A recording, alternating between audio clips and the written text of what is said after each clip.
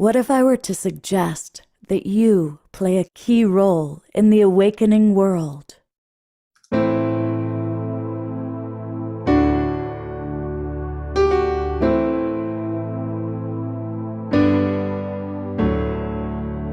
that you are watching this because you have heard the call.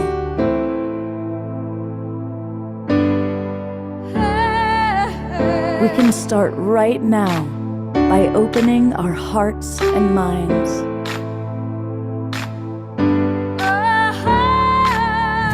Welcome to the awakening world.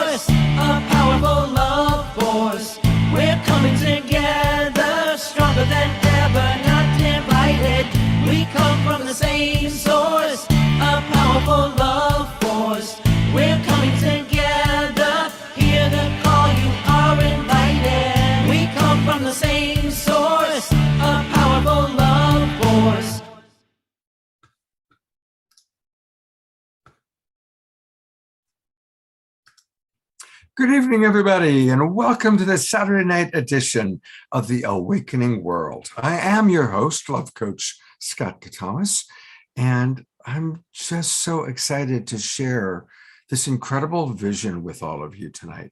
It's going to be a very inspirational evening, and we really want to make it a very inclusive evening. We want to hear from all of you about this vision of the 6 agreements.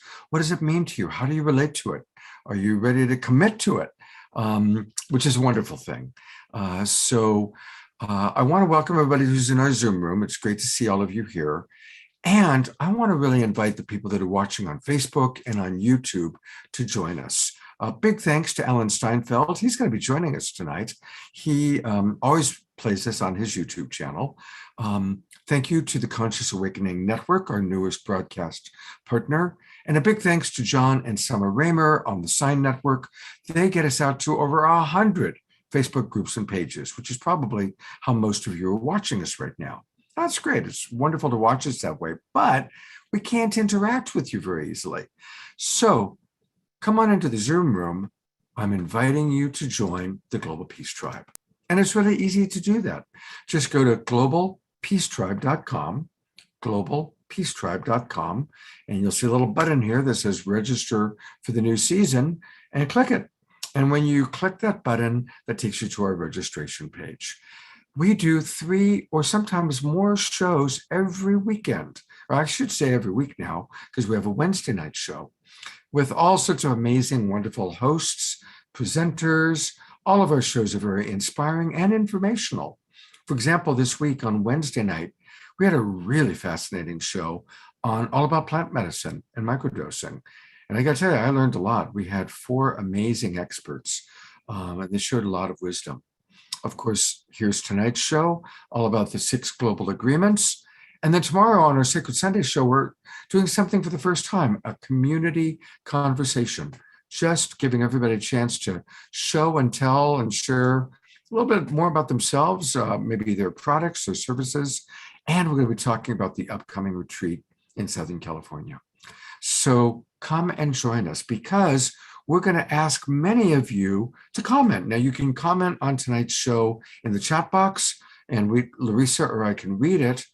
But if you've got your camera on and you want to comment, we're going to put in the camera on many of you. So don't worry if you're in your pajamas. Most of us are wearing pajama bottoms anyway. Come and join us. It's going to be beautiful. All right. I am so grateful for Larisa Stowe. She is one of the absolutely most inspiring human beings I've ever met. And the more I get to know her as a friend and as a collaborator, the more she just opens my heart with her profound commitment to community, her profound commitment to her family, both her immediate blood family and her big family, her Shakti Love Warrior tribe, her Global Peace tribe, and her vision for the human family. And that's what tonight's show is all about, her vision for how we all can live in harmony, whether it's our own nuclear family, our bigger global family, or the big macro family. So, Larisa, thank you so much for being with us and for what you've created tonight. Thank you, Scott. And thank you for creating this space for us all to come together so powerfully. It is such a gift to be here and to be with all of you and to share about the WEvolution that we are creating. This is a beautiful we space, and I've been so inspired by what has been occurring in consciousness.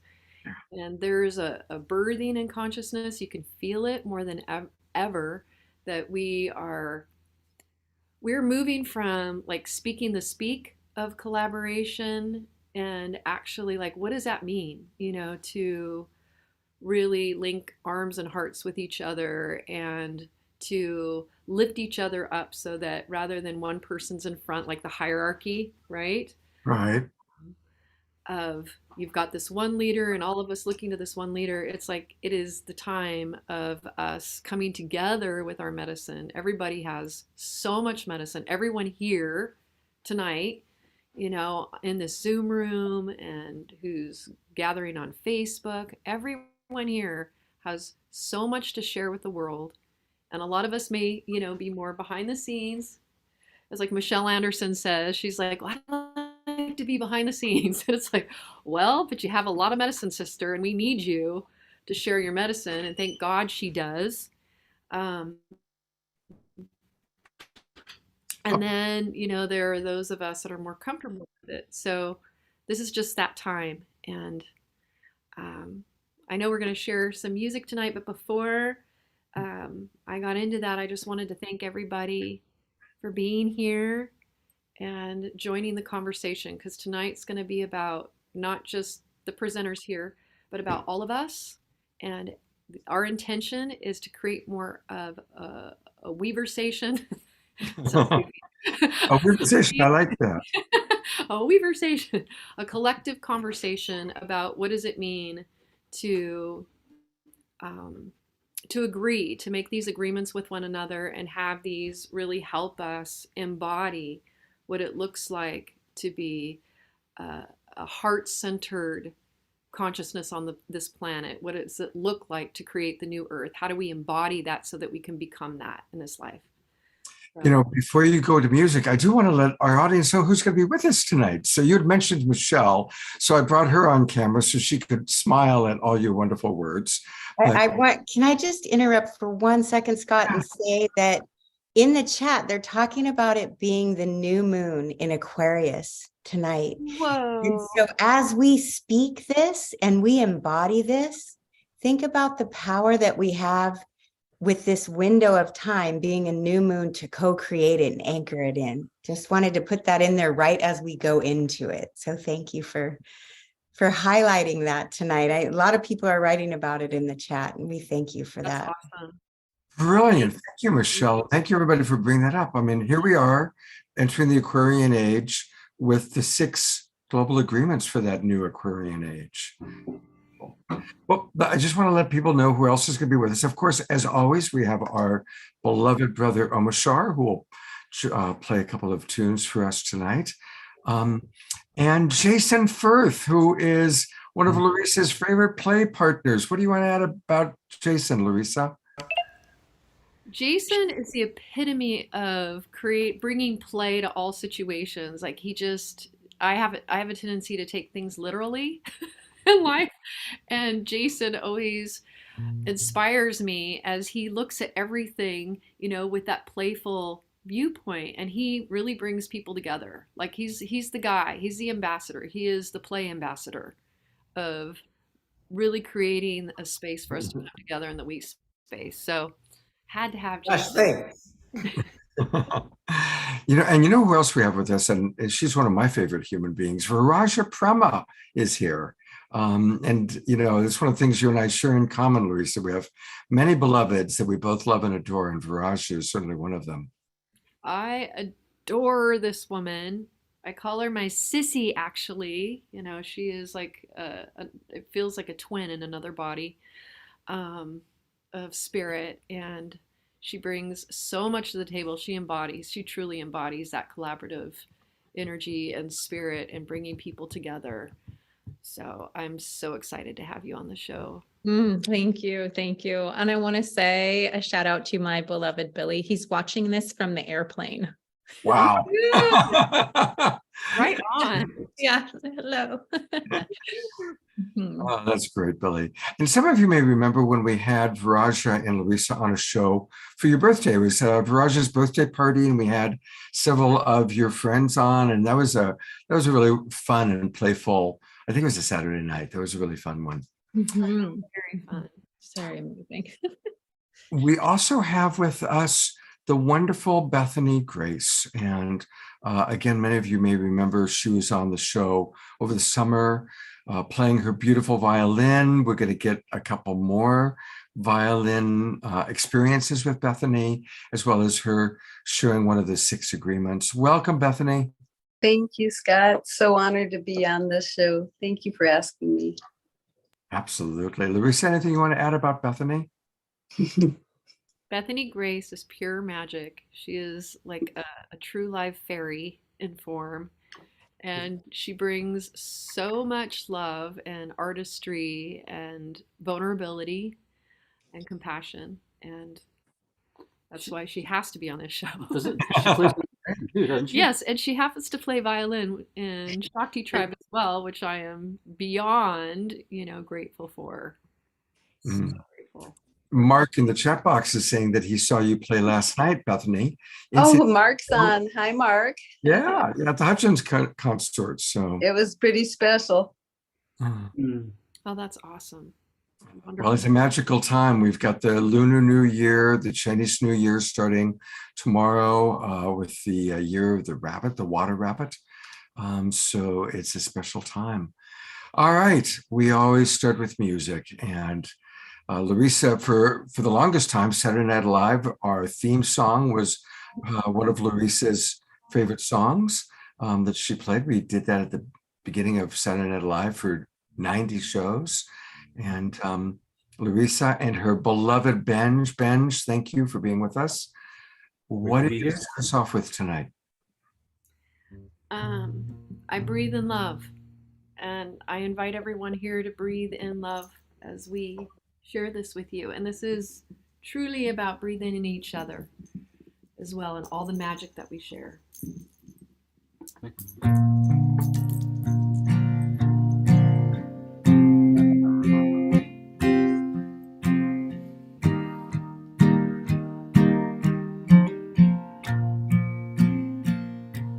I breathe in love, I breathe in light.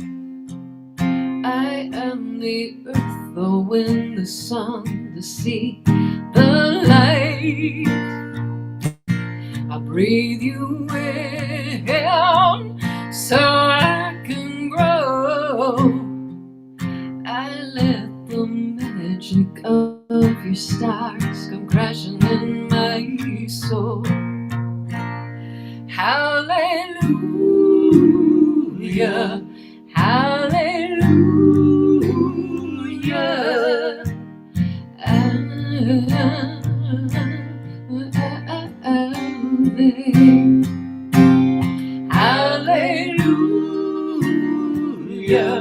hallelujah.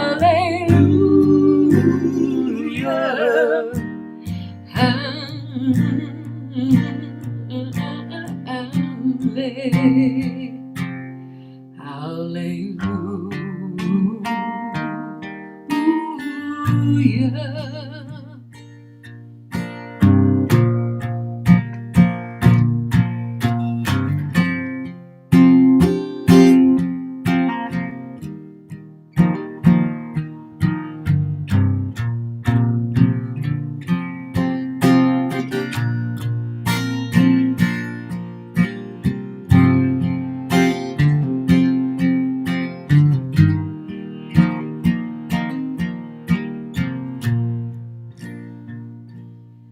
breathing love, a breathing light.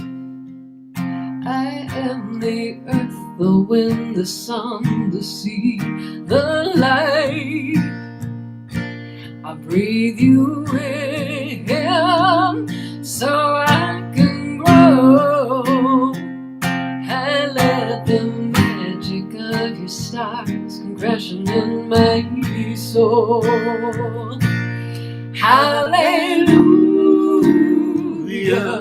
hallelujah, hallelujah, hallelujah,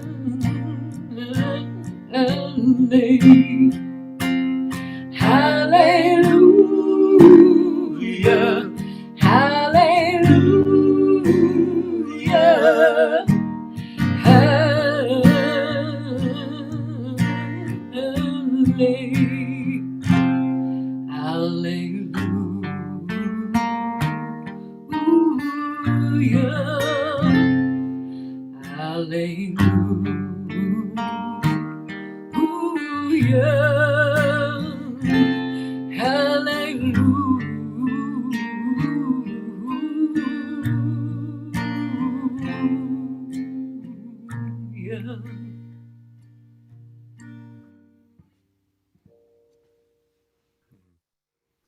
Oh, beautiful. Let's all do a little twinkle. Let's send some twinkle love to Benj and to Larisa for getting us off to such a beautiful start. I'd like to thank this one here for sitting in tonight because it's so much more fun when we play together. Like I enjoy it so much more when I have my beloveds around me. If I could pull Bethany on the other side over here, it's so much more fun when we're playing together. It just opens my heart. So thank you. Thank you, Benj. Yeah, I was really excited when I saw Benj. It was like, oh, good. It's going to be a Benj. All right. Thank you. And I'll tell you, that song, a lot of that was inspired by this one here too. Like just, we had this experience and it was just really apparent to me that I needed just to really breathe in his brilliance and the genius of who he is in this life. And I would say that he was a big inspiration for me in this song. I knew that. You didn't know that? No. Yeah. Yep. It's true. I'm gonna cry now. I'm going to read some of the comments that have already come into the chat box, and I'm glad to see that it's people are getting active because we really want to hear from all of you tonight. Sylvia wrote, "In the spirit of play, howly Yuli wing with you." In other words, combining howling with hallelujah. So I love that. Sweet. And Ayada points out that it is the Earth is the closest to the new moon that it's been since the year 1030, almost 1,000 years ago. So it is a powerful, powerful time right now. Wow. And since everybody's asking, and there's a lot going on about Bethany's gig tomorrow, usually I would show this later in the show, and I probably will again, but there it is. For those of you in Southern California, head on down to Corona del Mar, Bach and Rock. So Bethany and the Hutchins Consort will be playing tomorrow at 3 p.m.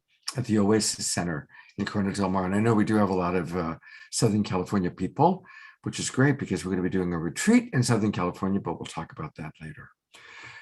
Larisa, share with us a little bit about the video we're about to see. Well, I am so excited. This is going to be the first night to premiere this in more of a, live stream and globally. As we have shared this video, I shared it, and Scott, you were there in November at like there was a Heaven's Gate conference that we were both a part of, and I showed it there, but that it has changed a little bit since then as well. And so you all are going to get to experience it for the first time tonight together. So I'm excited to do this on the new moon as well.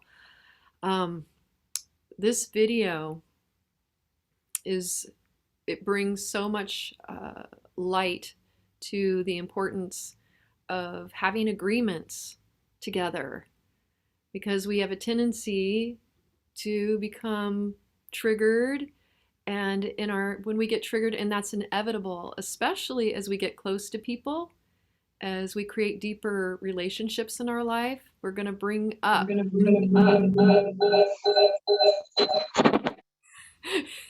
there you go. It's going to bring up a lot of stuff. It's going to bring up our shadows. It's going to bring up our wounding. And we have a tendency to, rather than really drop into the heart space, we have a tendency to feel like our safety is being compromised and we're not being heard, we're not being seen. And so many relationships end up dissolving because of that. And people, rather than diving in and creating these heart-centered agreements, we tend to like run the other way. And we're seeing this on the planet like in a really big way, in a profoundly big way right now.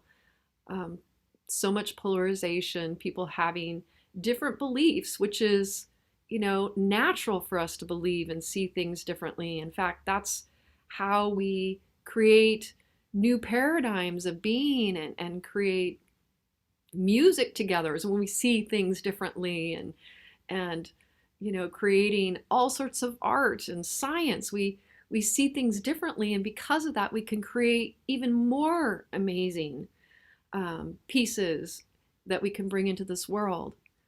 But unfortunately, recently, we have seen that rather than seeing different perspectives and beliefs as something that's positive, that can create wonderful new ways of being, we have instead collapsed in many ways into deeper polarization and into deeper separation. So these 6 global agreements were created from the understanding that heart-centered awareness takes a commitment. It takes a personal commitment that each one of us, has this opportunity to really work ourselves, dropping in the heart. We have a personal responsibility to do that. And when we work that muscle of heart-centered awareness, it makes all the difference. And these 6 agreements are simple, and yet they're probably not very easy for most of us to do in those moments when we feel most triggered in life by each other. So this is really an opportunity for us to come together and go, okay, even when things get hard, I promise, I commit that I will do my best. And I know I'm not perfect at it, but I will do my best to work these agreements. And if we can say yes to that, then we can get through anything. And not only can we get through anything, but we can create a heart-centered global consciousness. And we can create that new earth that we have been talking about. And we can create what I like to say, rather than heaven on earth, heaven in earth, where we as spirit truly embody, come into our bodies and become the love that we talk about, that we embody that love. So heaven in earth, because we are earth as humans. We are earth, and just like I sang about, we are earth, water, air, fire, all of it. So I invite you, as we are watching this video together, I invite each and every one of you to, as you listen to those 6 agreements, to think about in your life where you are challenged with these, and even better, where you have really anchored into one of these agreements and how it's made a profound, transformational, positive change in your life. Because I think if you were to share that with us tonight, and you will have the opportunity, and I invite you to, because you have so much to share, there's so much love out there, that you will inspire us, that we can learn from one another about how we can do this, and how this impacts us in our personal lives, and then eventually how that impacts our community as a whole when we agree to these 6 easy agreements. So enough said. It's a beautiful video. I really look forward. I'm so grateful we get to share it and premiere it its official premiere here on the Awakening World, and looking forward to everybody's comments.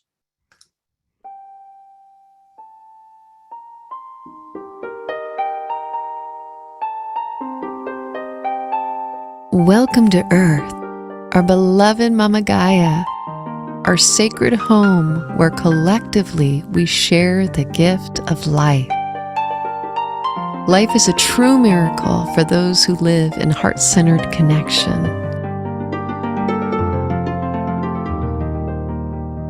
However, when the mind leads without the compassionate wisdom of the heart, fear is not far behind, and with it comes great suffering.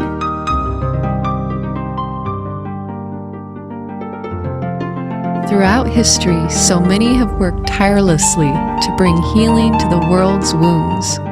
But now, as never before, we are being challenged by negative forces. Self-serving agendas, extreme polarity, climate change, and a loss of hope are intensifying, bringing a tsunami of confusion, chaos, and despair in its wake. How many of us here today, we may appear separate, but we are truly a complex and delicate interconnected organism that thrives when we honor and care for one another. In the biggest picture, what we do to each other in the earth, we do to ourselves. When will we awaken to the greater understanding of our interconnectedness? When will we see the miracle and sanctity of life that is happening within us and all around us? We have witnessed and experienced the massive destruction and devastation that unfolds when the mind leads without the compassionate wisdom of the heart. How might that change if the heart were to lead?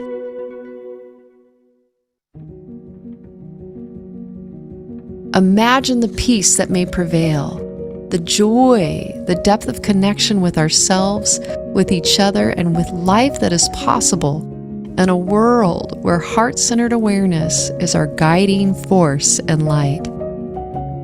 Those of us heeding the evolutionary call to awaken know it begins with holding ourselves accountable to fully living in unity consciousness. And we will do it through our thoughts, our words, and our actions. It means living from the heart and allowing the highest source to lead us, guide us, and direct us. And from there, together, we will usher in the golden age of love. What if every member of humanity holds the key to the greatest antidote for healing ourselves individually and as a collective? What if there's a simple roadmap that opens the pathway for living in direct access to Source, where the heart and mind are inextricably linked, which is the truest formula for living in oneness? The intention of this presentation is just that, to share with you a simple formula, a practice designed to lead humanity out of our global shadow by guiding us inward. And from there, we enter the we space. We call them the 6 global agreements. The following 6 global agreements were designed to be a living blueprint for our personal and collective awakening. They are the cornerstone of the WEvolution. Making these a daily practice will help to bind us collectively and anchor in this higher vibration of love. We invite you to sit back, close your eyes, and imagine if every member of humanity committed to saying, to living, and to sharing these very simple words. 6 global agreements designed to awaken us to our highest form of personal responsibility open-hearted living and expansion of consciousness. 6 agreements that have the power to pull back the curtain of shadow that challenges every corner of the globe. 6 powerful agreements to bring forth global healing and expansive heart-mind connection, which opens the doorway for humanity to finally live the true meaning of oneness. Agreement number 1. Plug into Source daily. Meditation, mindfulness, breath work, yoga, mantra, visualization, prayer, peacemaking, and forgiveness work are examples. Forgiving ourselves and each other clears and opens our hearts, deepening our connection to ourselves, to each other, and to spirit. Just as Olympic athletes rigorously train, so too must we strengthen our spiritual muscles, deepening our connection to Source and expanding our energetic capacities. Daily spiritual practice is the practice of love. Agreement number 2. Cultivate courageous vulnerability. Be authentic. Allow people to see your struggles, to see your humanity. Take off your social mask. Dare to be transparent. You allow others to contribute more to you when you do, creating deeper connections and intimacy in your relationships. Agreement number 3. Lead with compassionate curiosity. When you find yourself judging, defending your position, becoming critical or self-righteous, step back and observe. Put in the effort to see through another's eyes. Get curious about how they came to be the personality they are today. What shaped their consciousness and perceptions? What informed their beliefs? What are the needs and values driving their unconscious behaviors and their conscious choices? The more you understand how a person came to be who they are, the more compassion and empathy you can hold for them. Genuinely care about their well-being.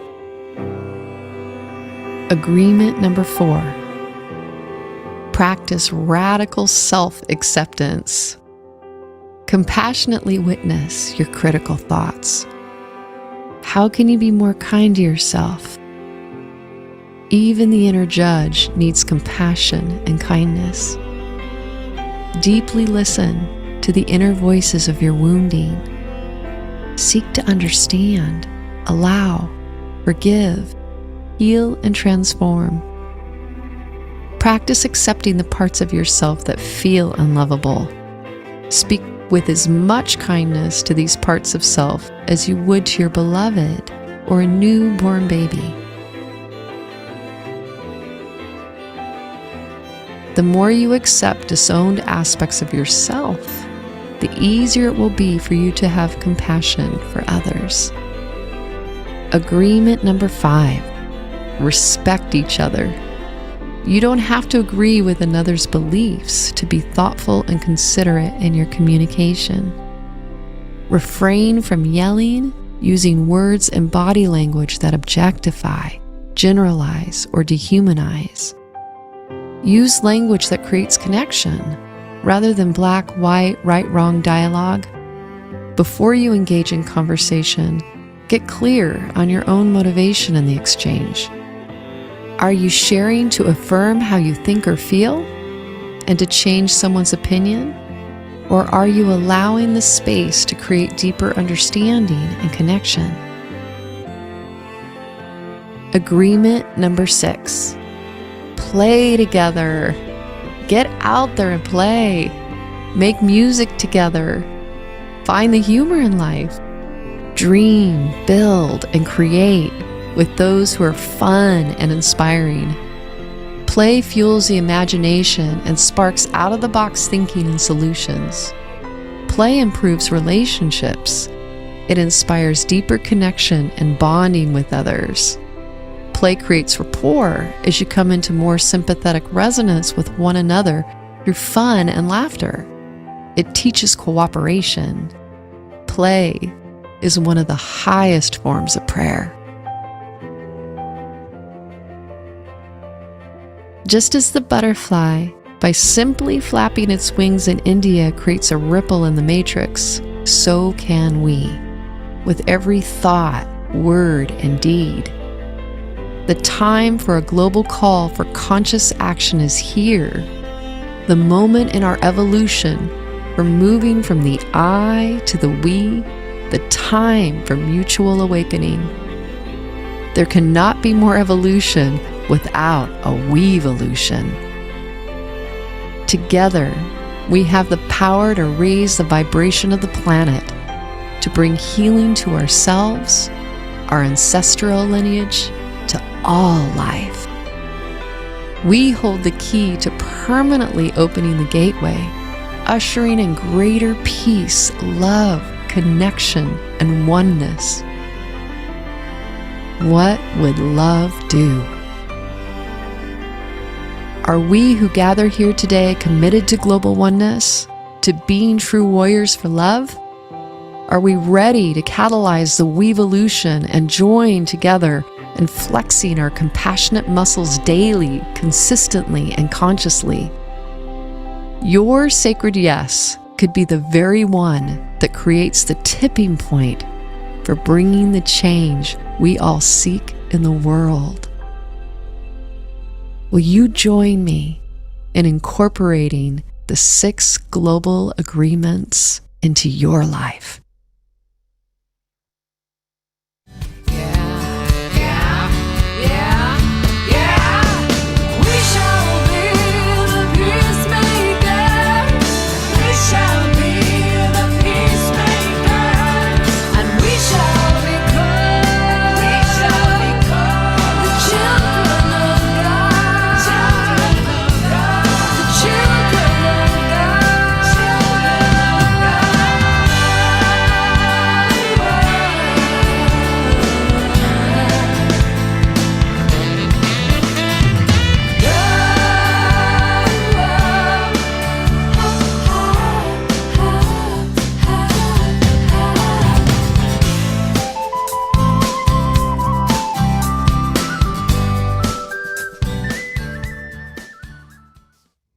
Oh. Hey, everybody, I'm going to go to gallery view. Let's do another twinkling. Isn't that just the most beautiful video? Like everyone on this planet needs to see that video. Absolutely. I want you to bask. I say yes to that. I want you to bask in the glory of some of the comments here, and I'm only going to be able to read a few.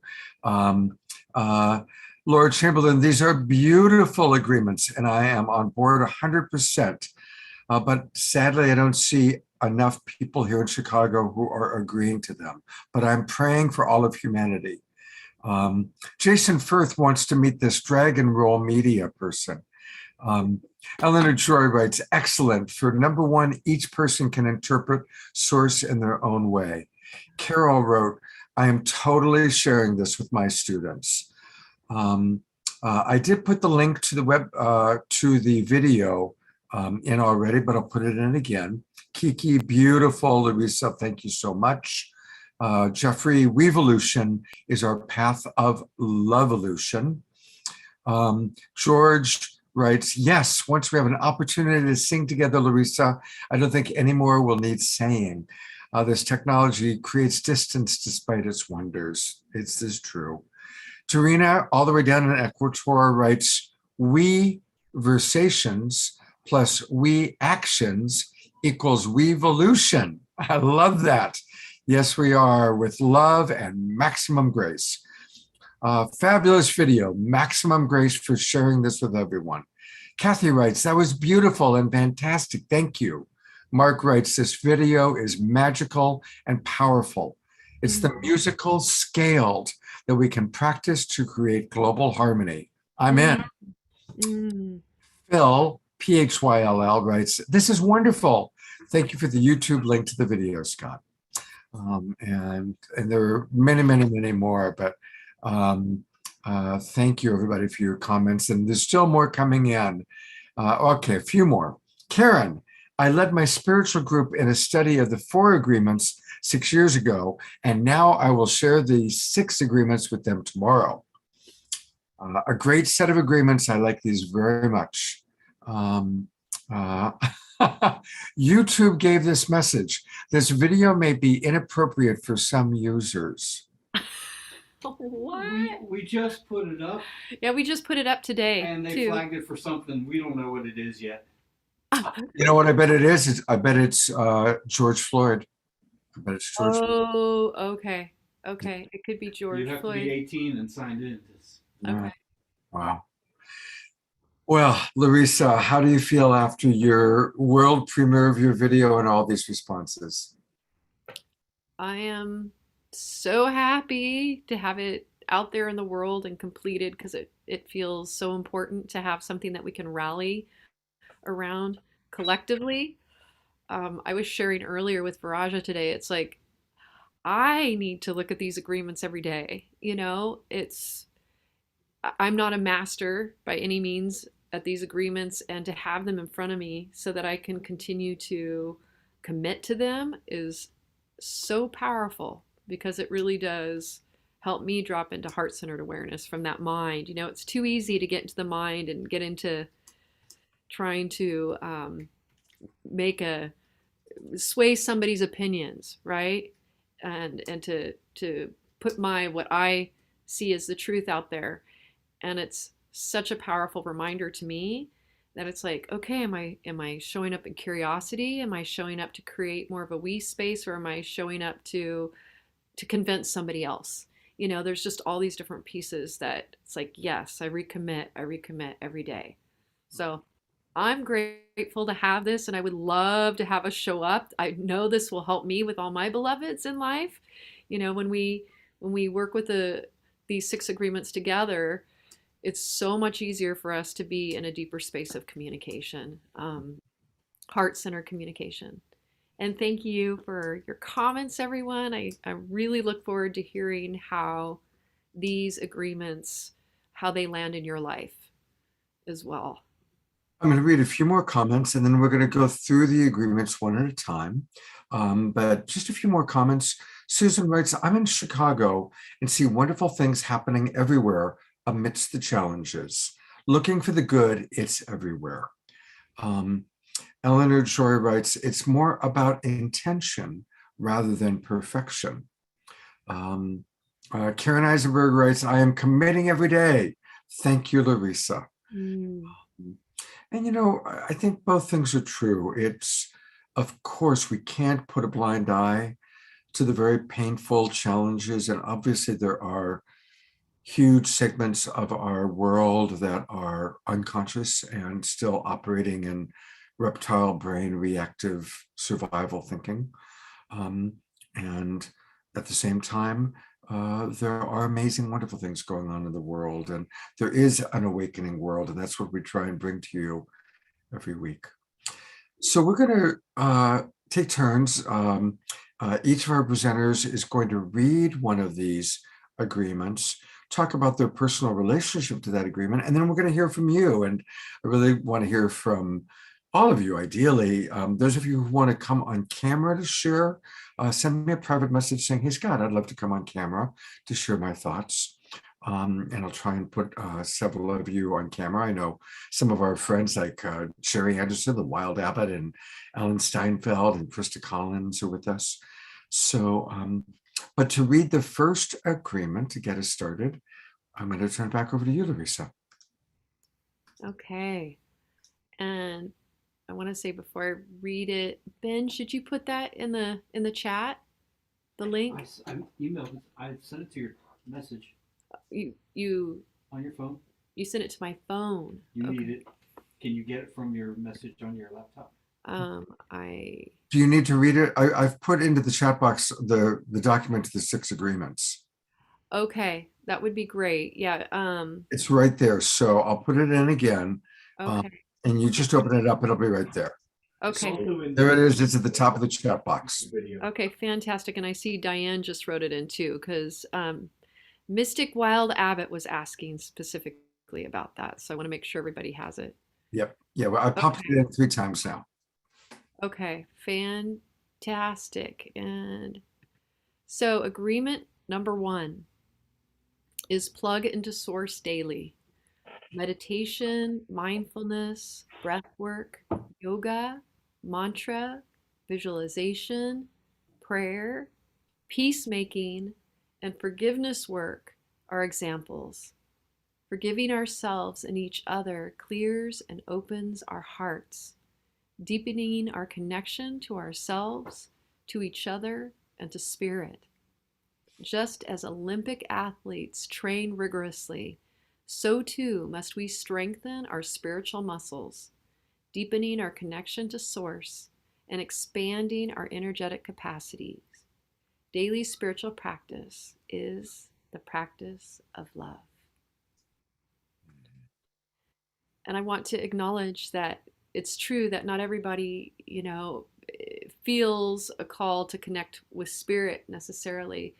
But I think one thing that we can agree on is a practice of connecting to love. So whatever that looks like for you in your life, that's why we also say like forgiveness work. So you don't even have to, you could be agnostic, you could be atheist, and you could still be connecting to Source, plugging into that love every day.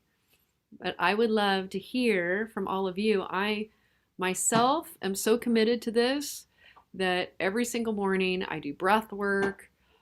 Every day I do Wim Hof. Like every day I ride the dragon, which is a moving meditation that connects me to the lover and the beloved within myself. And I drink lots of water. I do forgiveness work with myself and with others. Water is also like it holds Source itself, life on this earth. So all of these practices connect me to Source. And I'm curious with all of you, like what do you do to connect with Source daily? And what makes all the difference in your life?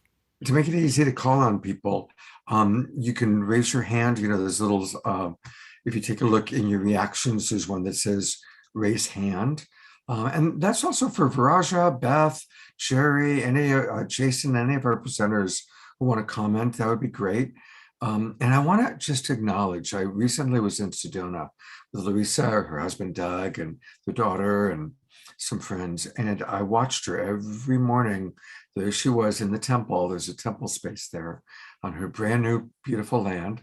And there she was riding the dragon and trying to get all of us to come on in. And she did. She herded us in to do our best. But I saw her just going deep into her connection to Source every morning. And it was a beautiful thing to behold, Larisa. So I really want to acknowledge how inspiring that is. Thank you. That's the way I stay inspired. It's paramount. It's important. So I'm going I wouldn't want to not do it. Anybody want to share how they connect to Source? Oh my gosh, I can't believe people are being shy. Oh, Mashar, I'm going to call on you because I know you connect to Source through your music every day. So I do. However, my morning connecting to the Source perhaps is a little more like Larisa, because I have a commitment with myself to do 3 meditations a day, a couple of sound attunements, which is like you choose one of the frequencies like 5 to 8 hertz for your heart or wherever, and I do that, and I make sure I get out and hug a tree, or where I am in Colorado, it's walking in the snow. But it's really it's taken me a long time to turn my personal ship around, because the egoic mind wants to be entertained.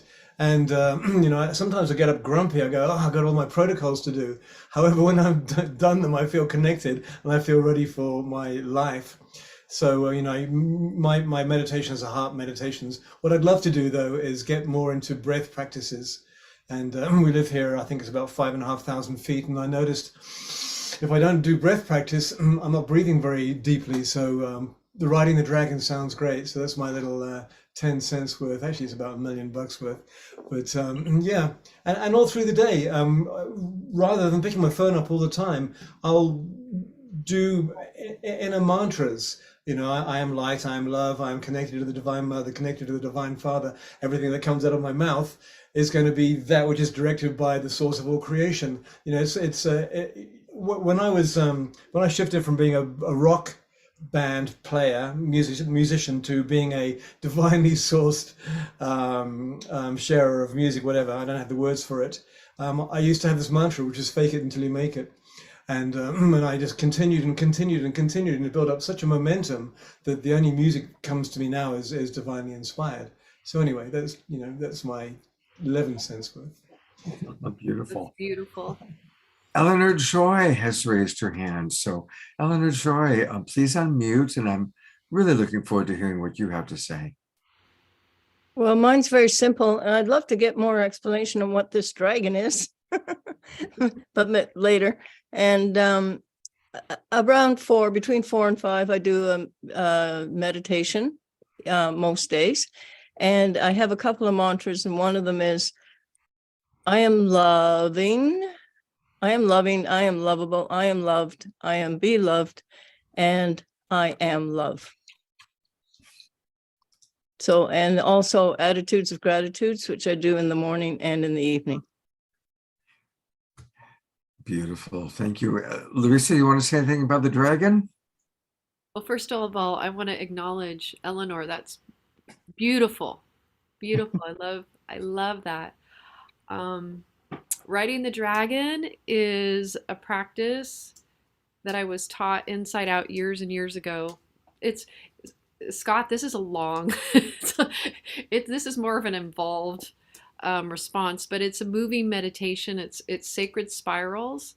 And as I do it, there's 3 different layers that are the heart of riding the dragon. There's more layers than that, but the 3 layers, the first layer is really about connecting.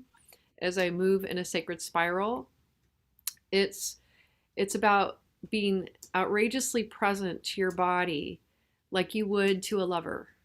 Like when we show up in life and we are with a beloved, we are so with that person. We're putting all of our love, we're connecting with all that love. It's the same thing when we ride the dragon in layer 1.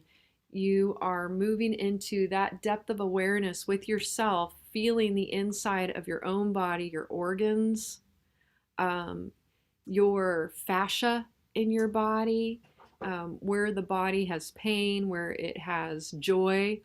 And so you create a deeper relationship in that layer 1 with yourself. So it starts to activate this deeper connection with yourself, like a deeper, more loving, profound connection with yourself. So that's layer 1. And we go counterclockwise, which is the signature of the divine feminine. And then we go clockwise, which is a signature of the divine masculine. And then there's layer 2. I could get into the pieces, but that's layer 1. That's the beginning of it. Thank you. You're welcome. We're going to go to Alan Steinfeld in a moment, but I want to read some of the wonderful comments coming in. Sonia is celebrating with Jeffrey his birthday at her home. So just want to say happy birthday, Jeffrey Colebrook. We love you, Jeffrey. Ayada writes, every morning before I eat, I go outside and say prayers and give offerings to all the elemental beings. I've learned so much from the Wecho people. I know how to pronounce that, Wecho people, and the Koji, that these are actual consciousnesses, not simply elemental phenomena. This always leaves me with such a sense of joy, peace, and belonging, and leaves me so grateful to be alive. Dorina in Ecuador writes, and she's responding to some people who've been suggesting the Hawaiian Ho'oponopono, and she writes that is also one of her favorite ones, the Hawaiian Miracle Healing Prayer for peace, forgiveness, health, wealth, and happiness. And it's simple. Most of you know it. I love you. I'm sorry. Please forgive me. Thank you. Mm-hmm. Laura Chamberlain writes, I connect with Source every day by talking to God. I go out on my balcony and have deep conversation with God, asking questions, getting back impressions. Sometimes I complain, but then I find understanding growing in my heart. I simply have a conversation with God every day. Noelle writes, Larisa, I love you. Such a wonderful mentor. Mindfulness is a constant practice. So grateful that now, when triggered, I pause and turn over the thoughts and reactions to Divine Spirit. So instead of letting a situation cause separation, double down and intentionally seek greater connection to the source. And then finally, Carol writes, I have meditated for 30 years and sometimes do up to 3 sessions a day. I spend time in nature. I join many online webinars such as this, and I'm always learning about wonderful spiritual practices. So thank you, everybody. And one of our dear friends, I saw him here a moment ago, Alan Steinfeld, was with us. Alan, are you still with us? I'm right here, Scott. I'm right next to you up there. Well, there you are. Zoom moves people around. So there he is. Hey, buddy. Hey, great to be with Larisa again. We had an incredible conversation last week, didn't we, Larisa? Oh, we did. It was so much fun. Loved it. And as you're talking about the WEvolution, I just spent the weekend with Bruce Lipton at the seminar, and he talks about the synergy of awareness. So when one cell combined with another cell, they shared awareness, but at some point, the two became one. They shared the single awareness. This is the synergy of awareness. So I love the we, but at some point, the we becomes the I, the singularity of consciousness. And of course, that's where we're pretty far away from that because we haven't achieved the we yet. But at some point, after we are the we become the one, Yes, the singularity. that's So I right. just want to add that a little bit Yeah. because I'm always trying to push the envelope. As an Aquarian, we're coming into the Aquarian time. Oh, absolutely. And since you happen to mention that, it is Alan's birthday tomorrow. Woohoo! Yeah. So, Omashar, can you pull up a happy birthday tune? Well, we're going to do this experiment. We're going to unmute and sing you a cacophonous happy birthday out. So, are you ready? Okay. Okay. Here we go. Happy birthday to you. Happy birthday to you. Happy birthday, dear Alan and Jeffrey. Happy birthday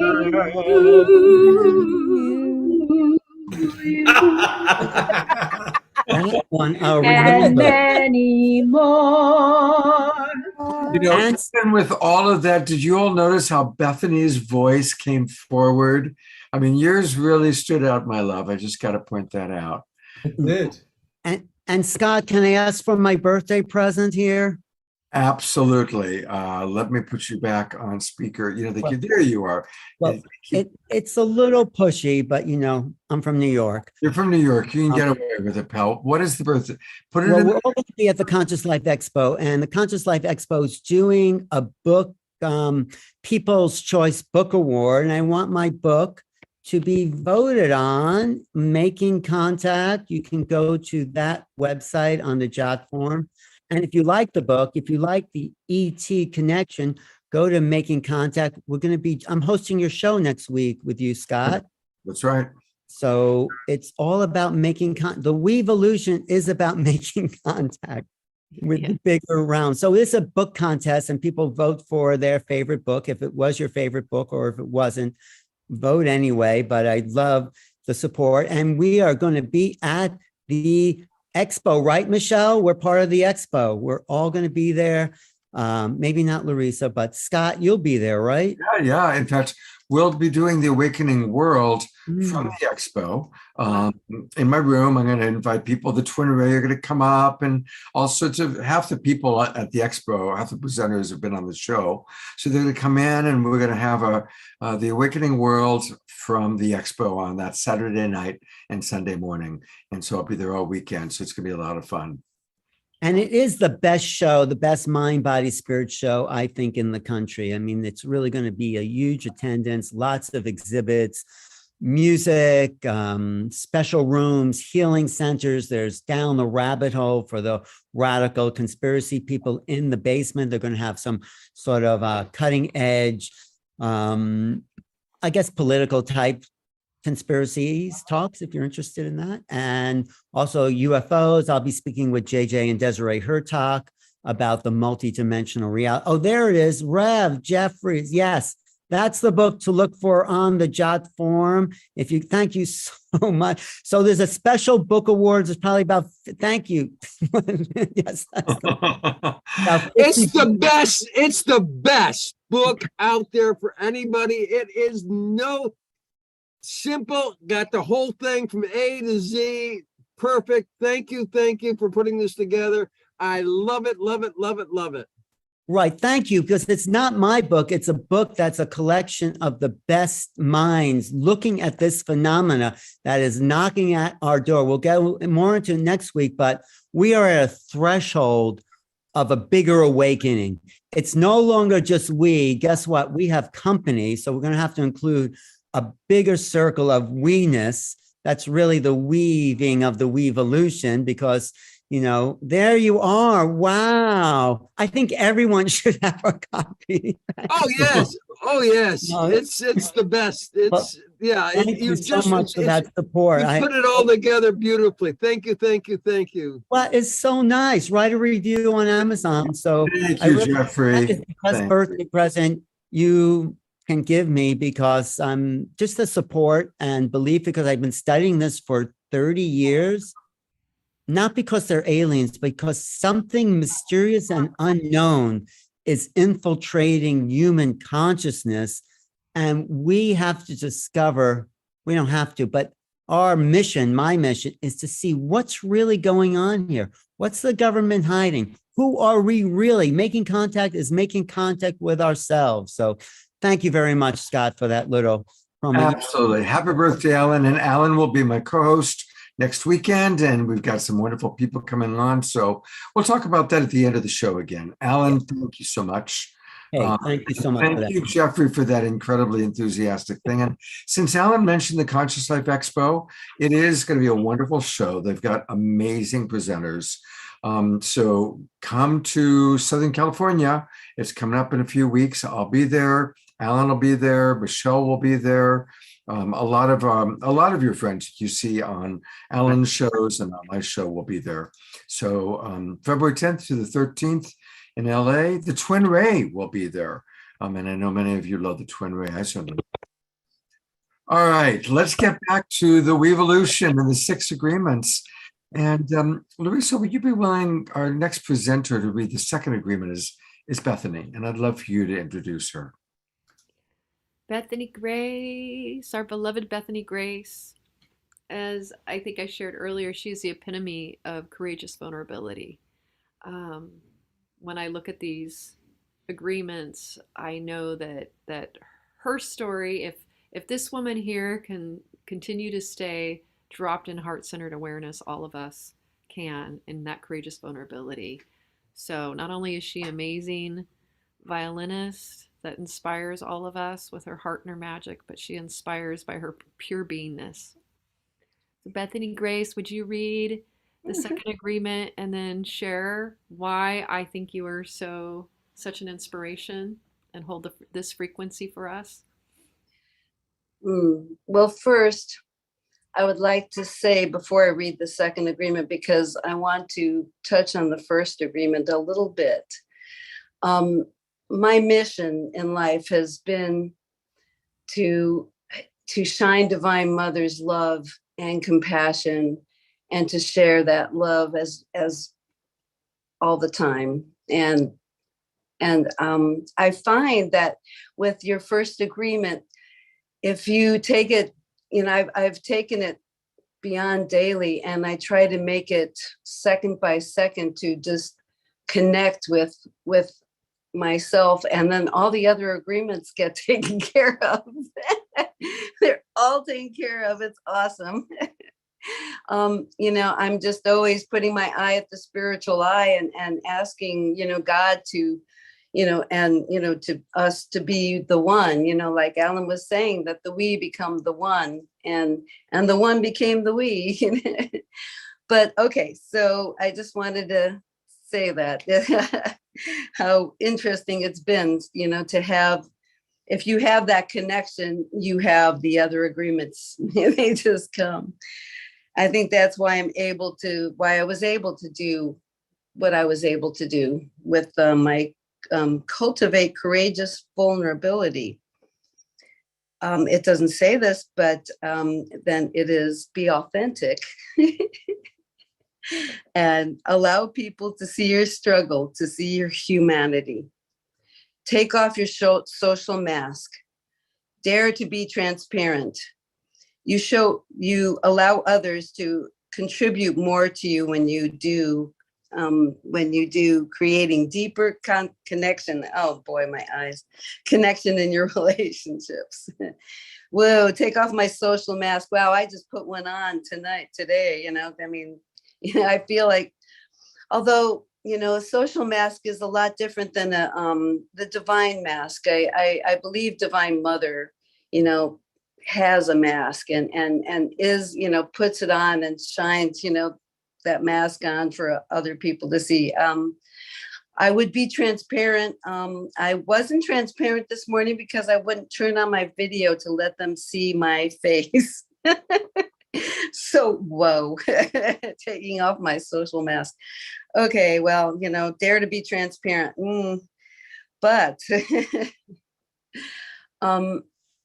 I must say what Larisa was talking about was, and you may have, those who were connected last time I was on, I talked about my daughter's death. She was murdered, and it was sort of a torturous type of person that did it.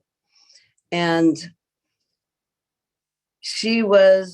her name is Dara, and her name means compassionate in Hebrew.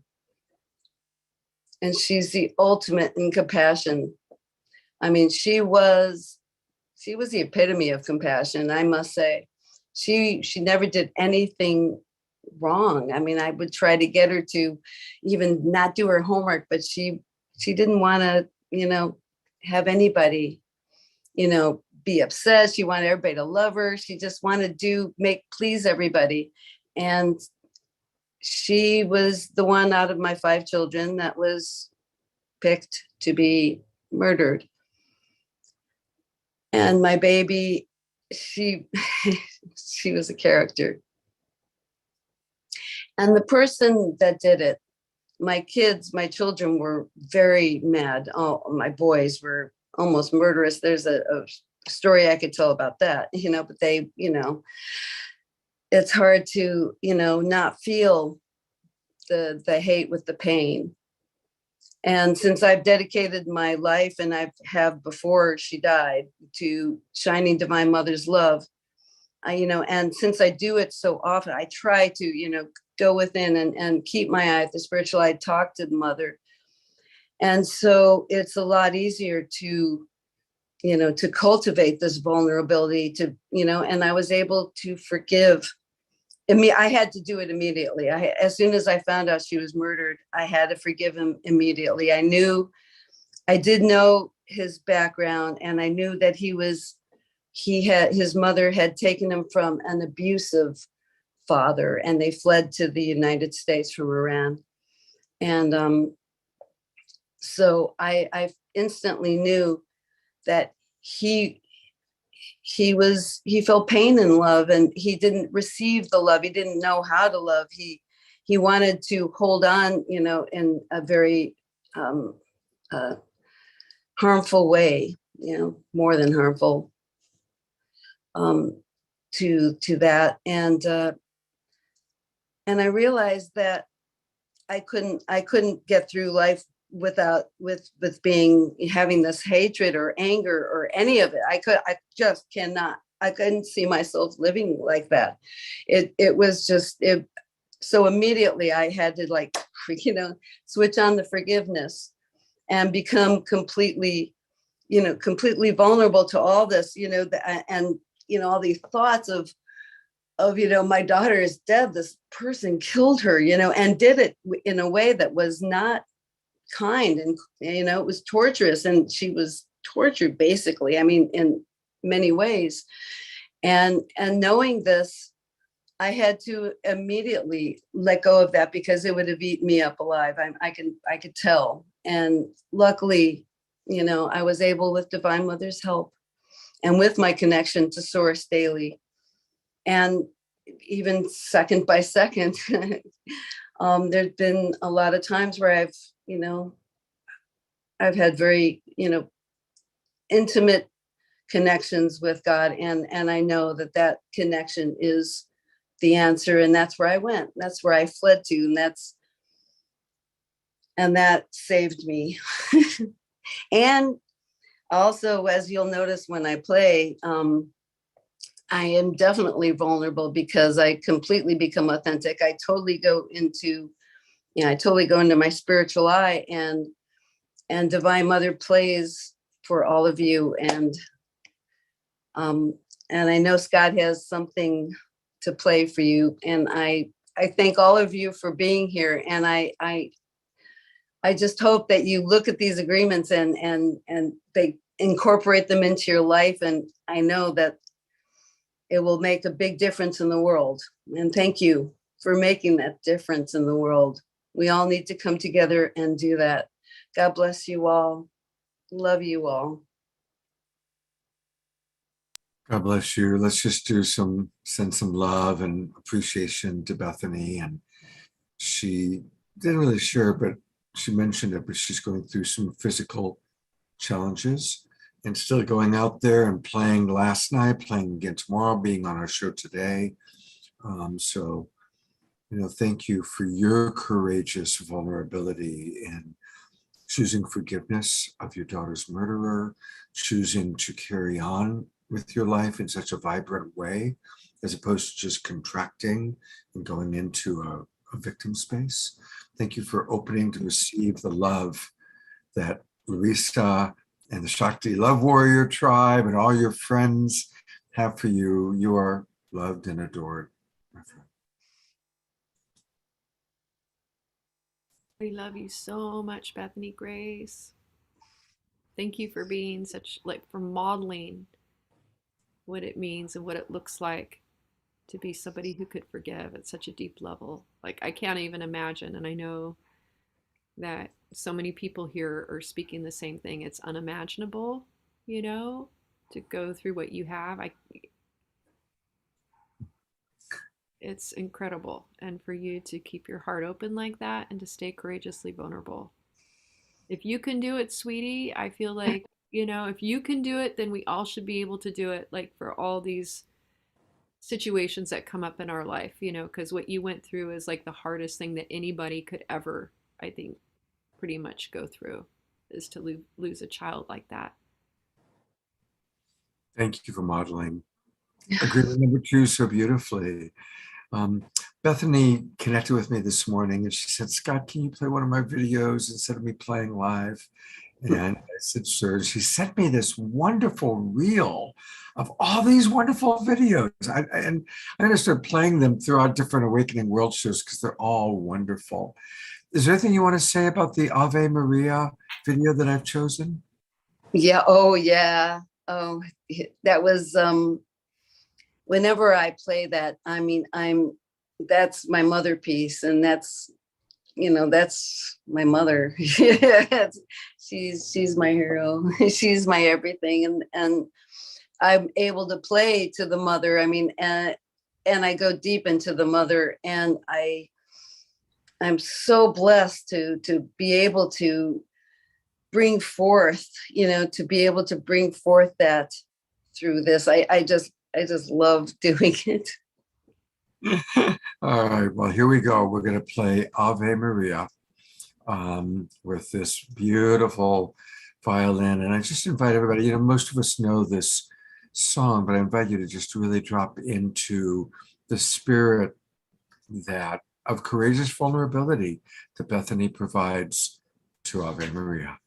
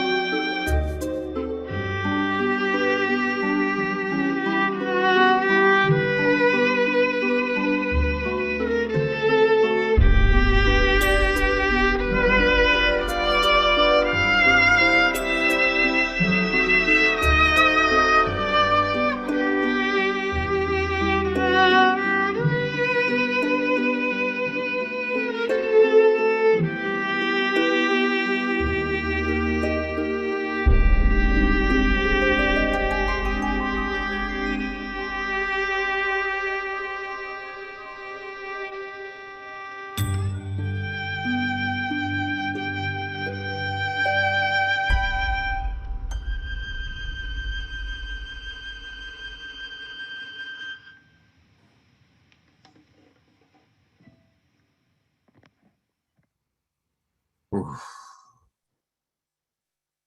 I'm going to go to gallery view, just sending love and appreciation for the gift of her being and the gift of her music.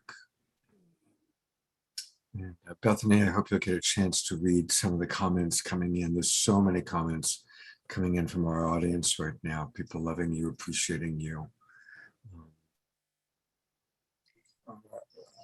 I must say, I also need to give credit to my guru and my path, Paramahansa Yogananda. Getting chills as I think about our beloved Yogananda Ji. Absolutely.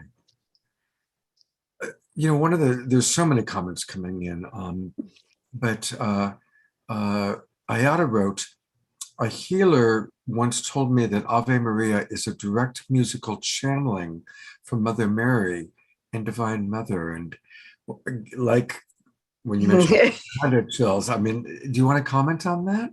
It was so, even now, it just is so, Divine Mother is just as able to sing through it. It's just a perfect song for Divine Mother to use to, I don't know whether it's,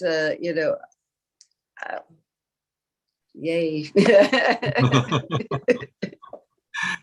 Well, a reminder that everybody, you can learn much more about Bethany and support her by going to her website. And her, you know, I show websites every week, but I think her website name is the most perfect website URL for the person that I've ever seen, because her website is joyfulviolinist.com, joyfulviolinist.com. So that's where you can go and get her music. You can make a donation. You know, I really want to encourage all of us to support Bethany. And again, a reminder that she'll be playing tomorrow for those of you in Southern California at 3:00. And I'll pull Corona Del Mar. And I would love to extend a free ticket for anybody that's able to do it. So it's Corona Del Mar, and which is in Orange County, if anybody doesn't know. And it's at 3:00. And I would love for you to be my guest. It's going to be so much fun. Oh, it's so much fun. The musicians, I know you didn't get a chance to read my biography, but the musicians I've been able to play with are awesome. And you're gonna love it. So I hope you can make it. I did put your bio into the chat. Oh, you did? Okay. Absolutely. Thank you, Bethany. Now, in the spirit of this, now that we're fully inspired, again, would love to hear from some of you.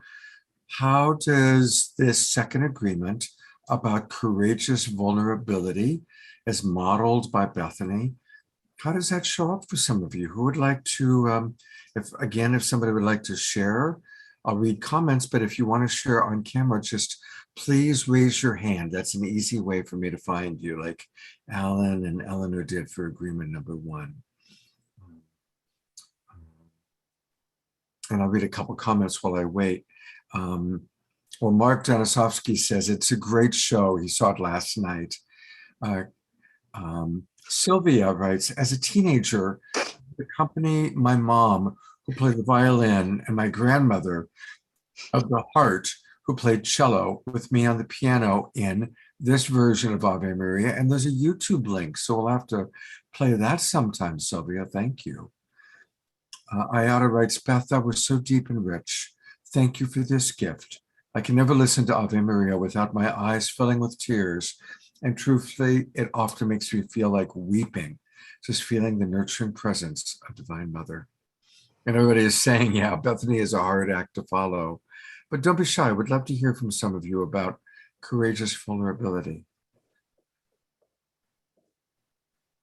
Me too. I would love to hear, like, maybe a time in your life when you felt like it would be, might lose like people seeing you in a certain way that you're used to being seen, but through stepping forward with that courageous vulnerability, how like it opened up something beautiful, like magical in your life. We want to hear from the we. We want to hear from all of you. I want to hear from you. I know you have like some medicine to share with all of us. So raise your hand. You know, I want to say about courageous vulnerability. As you know, my day job is as a relationship coach. And the miracle happens when that couple or those friends go from judgment to remembering the love. And the emotional pain is always in direct proportion to the love that they're missing. That's my job as a coach, to tell people to remember that love. And when people go from this to I miss you, or I feel scared that I'm losing you, or I miss our connection, when they go into that courageous vulnerability, that's when the miracle happens. Then that's when the field of energy shifts from this, reptile brain attack and defend place into, oh my God, I love you and I miss you and I want to just be with you again. And it's courageous vulnerability that takes us to that place. It's not easy, but it's so powerful. It shifts our relationships. And I know for myself, just even being in front of a camera a lot, throughout the pandemic, I've been definitely in front of the camera a lot. And there was a time when I committed to being in front of that camera for like 90 days straight. And some of those days I didn't feel like very confident, and I had things going on where I didn't feel as strong. And showing up and giving myself permission just to be real and be open and vulnerable with everyone was so transformative for me, because I realized that I don't have to lead with this idea of strength, that it's actually strong. There's even more strength that comes from having the courage to let people see exactly where I am in life. And I feel like I received myself, like with being so much more authentic. I felt like I was able to receive me and feel so much more like loving and compassionate towards myself. So that's my share. And we now have several people who've raised their hands. So we'll start with Yay. Noelle, and then we'll hear from Mark and Dia, Marem, Janet, and Sylvia. Wow, thank you. Noelle. I am recuperating. I have been in rest almost all day, and I am in a sense of awe and gratitude. When you work in the corporate world, you work with a variety of different people with a variety of different beliefs. But it's amazing to me how we all come together for a common cause. And this past week, we had a network meltdown. I work on the network, and we had a network meltdown, and we had a 72-hour marathon of trying to bring the network back up. And it was definitely beyond me, but I was, for whatever reason, leading the cause. And I reached out. I mean, this was bigger than me. And I shared my vulnerability. And it was such a beautiful coming together from all sorts of different groups and parts. And it required all of the people that were involved. And there was probably 15 or more people that were involved that had their different part that they had to play. But part of this was because I was willing to reach out and I was willing to be vulnerable. And because of this, it created a coming together, and it created a we space that then also created that oneness. And we brought the network back up in a rather timely fashion. I love that example from like very, very much the real world, or the not so real world, depending on one's point of view. But thank you for sharing that. Thank you. And thank you for keeping it short. Let's try and everybody keep it just a couple minutes, because now we've got 6 more people to hear from. So that's awesome. I'm going to go to Sylvia and Nitya next, and then to Mark. Many of you have seen me share Little Sis, the teddy bear. And some of you have heard me talk about that she represents the traumatized inner newborn. And so courageous vulnerability for me is having gotten to the point of acknowledging that that traumatized inner newborn doesn't respond to words. She responds to loving touch. And little sis is a way that I can provide her with the loving touch that she needs. And talking about it is also part of the courageous inner vulnerability that I offer to all of you. So, little sis and I thank you. God bless you. Thank you so much for sharing. Thank you, Sylvia. Mark, you're up, partner.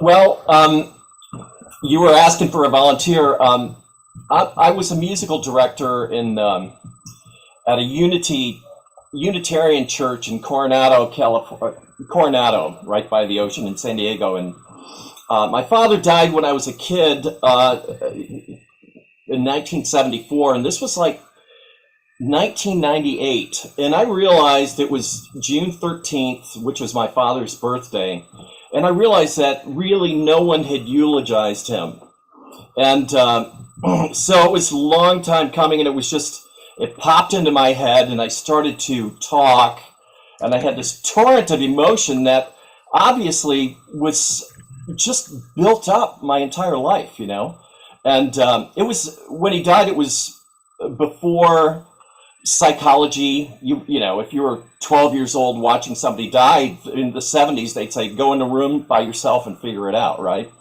So that was kind of my background, and you just go through life, you know, as if you're a kid, but boy, it gushed up, you know, and it was very intense. My father was in World War II. He escaped from the Nazis and lived in the woods for 3 years, and I didn't find out about this until 20 years after he died. One of his friends that I talked to said, I just want you to know that this happened. So there was a lot of information contained there, and plus Hungarians have a tendency to be very stoic. Maybe Bethany will comprehend what I'm saying, especially a male Hungarian. You never say you love anybody in your family. That, you know, you just didn't. I never heard it. Yeah, well, except for mom, you know, because that's the way moms are. But so I eulogized my father after 25 years, and it's still intense. Just talking about it right now, it's very intense, but he lived an incredible life, and when he died, there was a high mass. They had 3 priests. That's a big deal for a steel worker, you know? And so I just thought I'd share that. Thank you, Mark. God bless you. Thank you so much. Let's go to Janet next. Hi, Janet. Okay, hi. Oh, wait. Yep, yeah, you're unmuted. We hear you. Okay, I just wanted to share, I'm a psychotherapist, and it just relatively recently, first of all, I love the term compassion, courageous, what is the term? Courageous vulnerability. Courageous vulnerability. I just love that term, so I just want to say that. I'm a psychotherapist, and I have suffered on and off early in my life and throughout a lot of my life with depression, and I made 2 suicide attempts, but I would never share that, for God forbid, with a client. And with certain people that I'm working with lately, it feels very appropriate to share that, and I have. And it's really been extremely helpful to them to hear my vulnerability. So I just wanted to share that it's taken me a long time, and to be courageous to be able to do that. Oh, Janet, it's so lovely to see you because I know I see you on the show so frequently. And thank you for being with us. It's beautiful to hear from you. Thank you so much. Thank you. And that's a big share. That's a big share. It's huge. I just want to acknowledge, what she's saying is, as you've shared with your clients, it's created a space for them to open up, is what I'm hearing. It's like creating deeper connection, that vulnerability. Yes. Hmm. And thank you. Thank you. That's a really great example for us all. We'll hear from two more people, Dia and Marem, and I'm going to Marem right now. You're on camera. Okay, thank you. I'm sorry, I wasn't sure if I was still muted. Thank you so much, all of you. So this courageous vulnerability for me a while ago was first being vulnerable with myself about how much I struggled. I have a brain that's wired differently, and I didn't know that. And so like covering it up, trying to be like, okay, I'm the professional, not showing my struggle, just doing it like in private. And then when I was diagnosed with ADHD, like telling like my mom, but people, and then like, okay, I don't really believe you. You're so accomplished. And that's where they don't see the struggle. And then being willing to share the struggle that I have so that people would believe me. And it was so hard because they're not used to that and they don't want to see you that way. And then it's also like building my skills. So that's what I do now, is I help others, but it's still at times very challenging to come to terms with all of that. God bless you. Thank you so much for sharing that, Marem. It's really a delight to be hearing from so many of the people that are regulars on the show, and to hear you, see you, and learn more about you. Thank you so much. And Dia, you'll be our last person commenting on agreement number 2, and I'm eager to hear what you have to say. Well, first of all, thank you. And second of all, these are pajama tops. Never yes. And we all know what that means. I love it when you say that you're sitting there in your pajama bottoms. Okay, I have described before my 12 to 18-hour head situation, but today has been an all-dayer and an all-eveninger. And I literally, all the swelling and pulling out the hair off the scalp, and it goes on interminably. And this happens for a day or two, about twice a week. Now, the days that is not in residence, I am the light for other people, and which I thoroughly enjoy. So I wrote earlier in the comment, and I'm going to be real brief, about the fine line between vulnerability and the victim triangle, which we're all, I would guess all, most of us are, our awareness is we're working out of that level of existence. But when I express my situation, I want to put it in the truly heartfelt heart experience, and yet not get into the poor me. And I do need a rescuer often. So I just want to express that. Thank you for bringing this topic up, and oh, this is so beautiful to be a part of. And I'm going to cut it there. Oh, thank you so much, Dia. It's always a joy to hear from you and to see you. Thank you, Scott. Thank you. Larisa, before we go to agreement number 3, anything you want to add, or anything about these sharings that have especially touched your heart? I know my heart, and I'm seeing the comments. So many people in the chat box are commenting. So it's really beautiful how our community is coming together in this way. This is exactly what I was hoping, is that we would feel as a collective like we could begin to share, so that there is more of a safe space, for us to be able to come forward more authentically, taking off that social mask and coming forth, so we can see how much more alike we are in so many ways than different. You know, we may have different beliefs and different values, but there's so much of who we are that we can connect with and relate to and open ourselves to one another. So thank you so much for sharing, everyone. Really appreciate it. I think all of us are feeling it right now, how important it is to do this together. Well, I have the honor of reading the third agreement. And so I'm going to do that right now.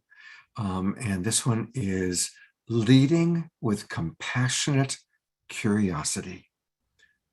When you find yourself judging, defending your position, becoming critical or self-righteous, step back and observe.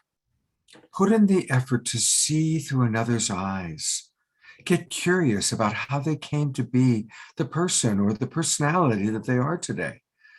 What shaped their consciousness and perceptions? What informed their beliefs? What are the needs and values driving their unconscious behaviors and their conscious choices? The more you understand how a person came to be who they are, the more compassion and empathy you can hold for them. Genuinely care about their well-being. I wanted to read this one, Larisa, for several reasons, but there are two that I'll share, and then I would love to hear from some people. I had the honor to teach compassionate communication in the prison system. And when I was first in there, I was scared and had a lot of judgments because I was with a lot of scary looking people who were very different from the people from my little global peace tribe, right? And it was such a gift for me because as I got talking to them and teaching compassionate communication, I got to see the divinity in every single one of them. And it helped me to learn that my problem was never with who they were as a being, but with maybe some of the choices they made, some of the behaviors that they had. And I've been able to carry that into my coaching work.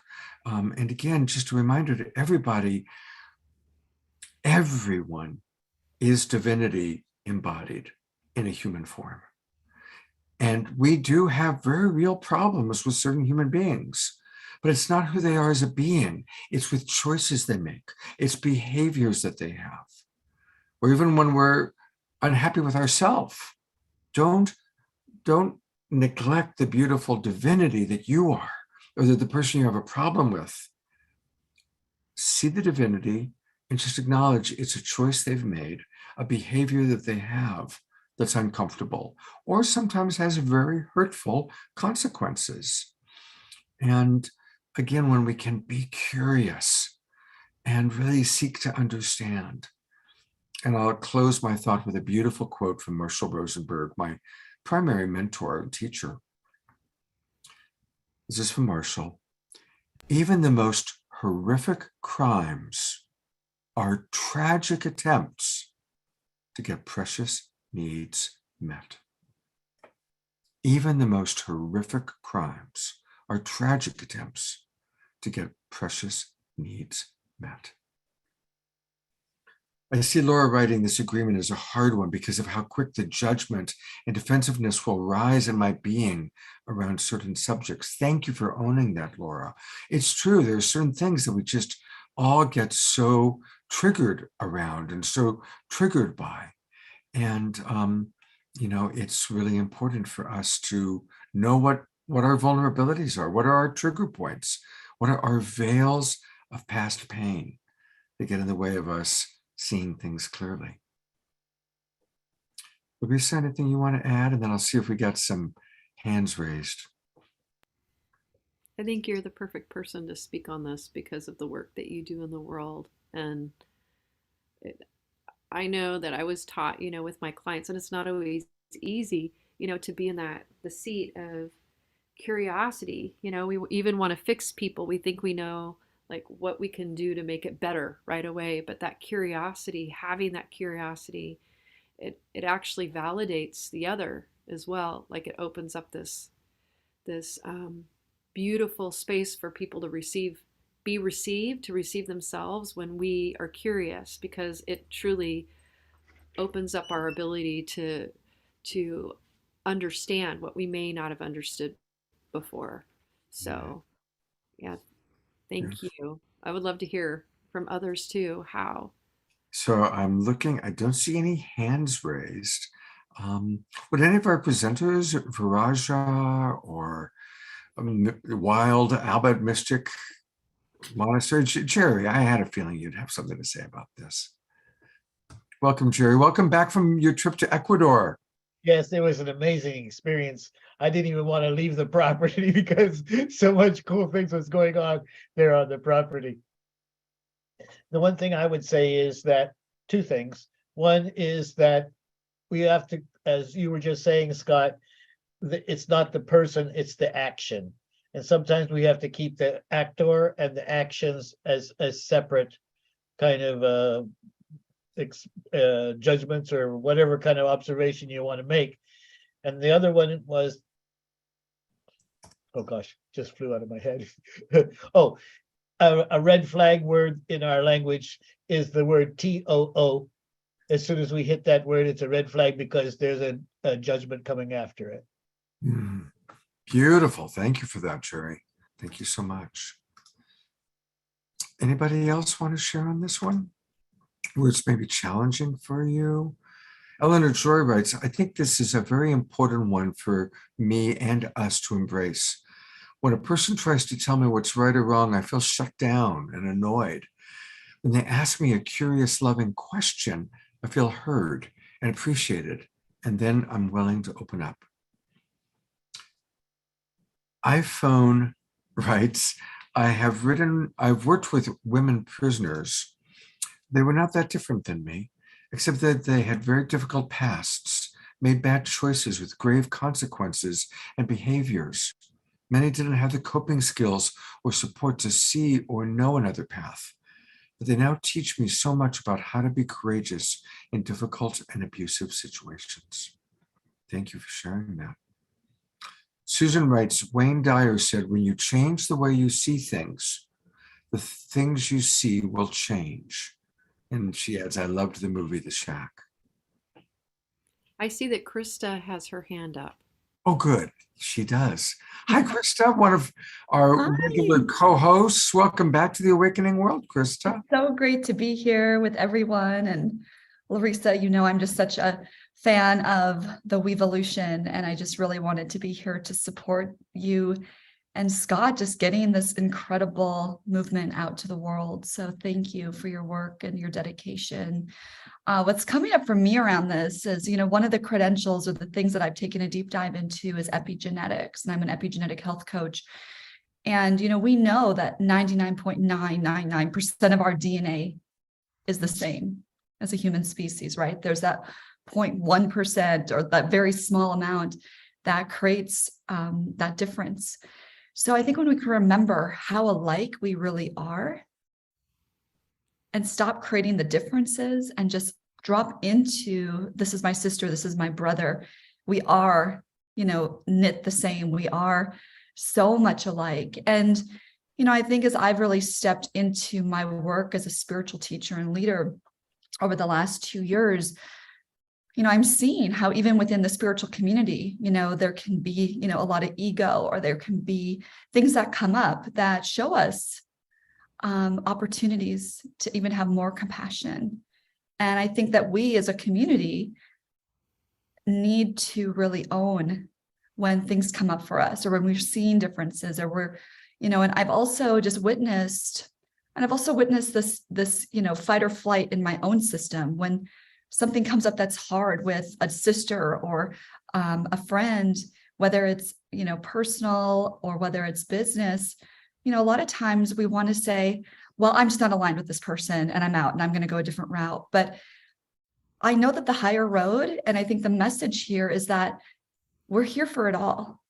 And if something is being reflected back to me, there's something in me that I still need to heal. And we need to remember that as those who are leading this movement, to be that example and to show ourselves compassion and to show ourselves that we need to also look deeper within so that we can be in more harmony with each other. And I think the more that we can embrace that as a spiritual community, the more we can be that example to others as they also rise. So thank you for the opportunity to share here, Scott and Larisa. Oh, thank you so much, Krista. It's great to have you with us again. Thank you so much. Thank you so much, Krista. And to let everybody know, it was at your conference, you and Right. Nicole's conference, yeah, of Heaven's Gate, that I was able to first show the 6 global agreements. So thank you for being here tonight too, sweetheart. Yeah, that was just such an incredible moment in time. And the way that you held everyone on stage that day to just feel part of the family. Beautiful. Thank you. Thank you, Krista. We love you. I would love you too. I'm going to read 2 comments, and I'm going to go to Viraja for the 4th agreement. There's a comment from Sylvie, and I'm really appreciating you writing it down, Sylvia. She says, I have a hard time with this one, with people in power who defend themselves and their power over in ways that perpetuate and increase the violation of the land and the beings that live here. I think we all can relate to that. And again, seeing the divinity in another doesn't mean we condone or accept choices that they make or behaviors that they have, which have hurtful consequences. We differentiate between the divinity that's deep down in there and the choice they're making. And that leads to the story that Darina just wrote, which is a perfect example of this, a perfect example. She writes, one of my favorite experiences of actually applying compassionate curiosity is when, after inquiring why a Nigerian hacker was doing all these online scams, and I had an honest conversation, I suggested, why doesn't he use his skills for hacking for legal exchanges? He took this to heart and totally transformed, dropping the hacking and becoming an actual real tech entrepreneur instead. We became and we remain virtual friends. So there's a beautiful story where, as they were just making him wrong, she acknowledged his skill, acknowledged his talent, and in a ninja move, in a beautiful Aikido move, redirected the energy into something positive. It's a wonderful story. I love the story. I'd like to add onto that. It's like when we do just put somebody in the position of, how horrible they are, how could they do this? Like we even go to the extreme of thinking of people as monsters and us versus them. It tends to hold somebody in that place. We don't realize how powerful we are and the spells that we create with our thoughts. When we think those kind of thoughts about somebody else, we hold them like in a box, so to speak, in a little box where it's harder for them to have the opportunity to actually become their true authentic self. That moment we start to become curious to see where this is coming from, how they became who they are, and becoming curious to see if possibly there is a way for them and for us to experience their authentic self. It puts that in the space. They begin to see that possibility. We seed that possibility with them. So hearing about this story from you, Darina, is amazing, because what I'm hearing is that you could see his authentic self. You were feeling into, like, why not? Like, why wouldn't you? When you have all these amazing skills, you're looking at his highest, and feeling him, and that part of him, he was called to feel that within himself, and you actually helped him in being able to bring out his authentic self. And it's like the best example ever that you gave, and one that we can all take to heart. How many people in our lives do we put in a box and we think, oh, they're horrible, like how could they be this way? And we begin to objectify them in that. And what if we could see them in their highest and call them and help to seed that by calling them into their highest, giving them an opportunity to step into this greater sense of who they are. Thank you. I'm going to read 2 more comments, then we're going to go to Viraja.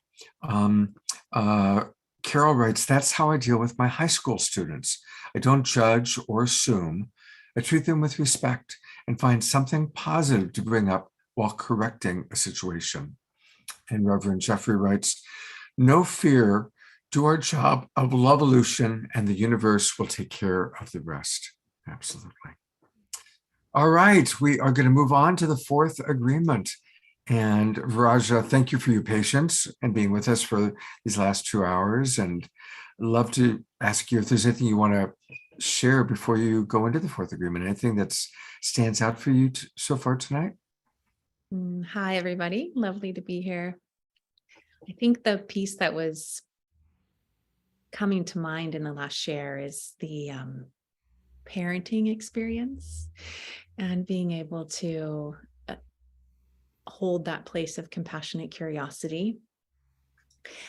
And that has been tricky for me at times. And it's always so rewarding and so interesting if I can pause my projection or my judgment of what I think should be happening or the way they should be doing it and inquire, like, well, why did you do it that way? Or what were you thinking? Or what insight are you getting around this? And it's been a delight to apply that to parenting. If anyone could relate to that out there, discovering our children's path, right? Yeah.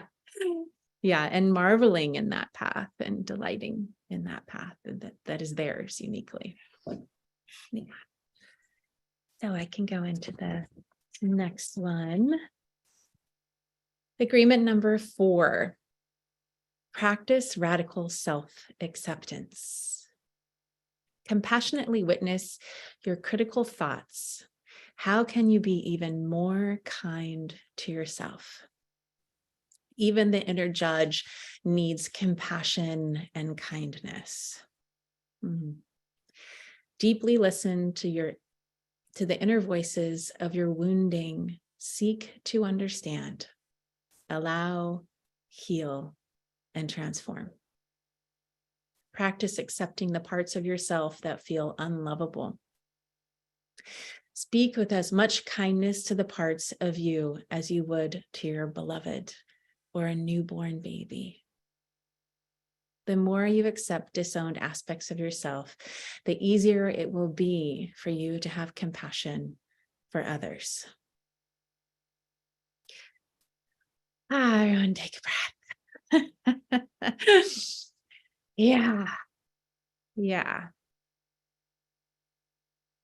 The discovery, however long ago, of like the rejection of another is in direct proportion to the rejection of that aspect of me or my lack of knowing it or understanding it or having like the earlier agreements, like the compassionate curiosity or the ability to even know what it is. So often, like, we can just automatically reject, automatically like not accept something. And that sometimes comes in louder and louder and louder, those messages that are trying to get through to our consciousness, like bring light to something. So I've had experiences where I'm like, oh, like a really, really extreme example is, now it's quite a while ago, but in my 20s, I had almost consecutively 5 relationships that when I transitioned out of those relationships, when I broke up with the men in those relationships, 5 of them threatened to commit suicide. And I was like, holy, what? And it was like the last one was even more dramatic. Thank God nobody did anything. Nobody hurt themselves. But the last one was very dramatic, very, very dramatic. And I was like, okay, this message is getting louder and louder, and I'm the common denominator.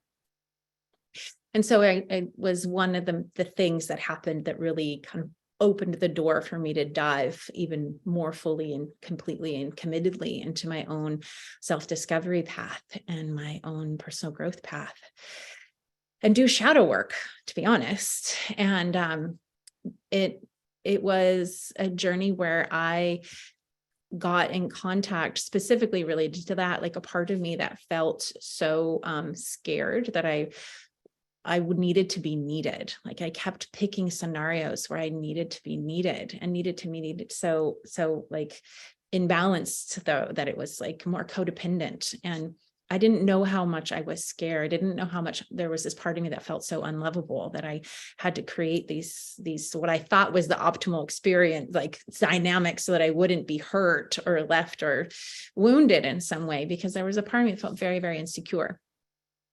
And I hadn't known that part personally. I was trying to find it, because I think we create the scenarios in our life for our own awakening and evolution. And it's like, oh, like those were the scenarios that helped me find that part of myself and accept that part of myself.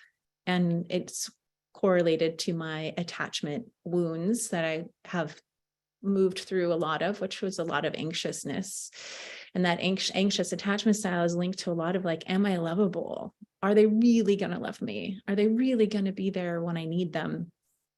So as I've healed and been able to connect to that part of me and be like, oh, like I see you, I got you, and reassure myself, or able to articulate what my needs are to those around me, and proactively be an advocate for my relaxing, my feeling more home, my feeling more relaxed and loved and accepted from the inside, and also relationally, because both of those are so very important. But coming to terms with like, it's okay for me to be scared. It's okay for me to need something from others, and not shut that down and then just paradoxically be with people that are overly needy because I'm disowning my own needs. It's like how to come into balance with that within myself has been a big part of my journey. And so that wounding and that needs journey, I'm like still so delighted about compassionate communication when I learned it in like 2000 and got the lists of the needs and the values or the feelings and the needs, and realized, oh, everybody has these. Like, not only do these people that I could see in everyone else having these, but that I had them too, and bring that to my own awareness. This radical self-acceptance, I think, all of these personal practices can include learning a vocabulary. So it's like learning our own, the general vocabulary, and then learning like, okay, what resonates the most for me? Like, what are my personal needs and values and wants and desires and longings, and living with that, getting to know it, like the beloved, like my own child, like this sacred relationship within myself, and then choosing, okay, how can I move forward honoring that, and how can I live from that place, and then creating the communities around that are able to support that and honor that and see me for who I am.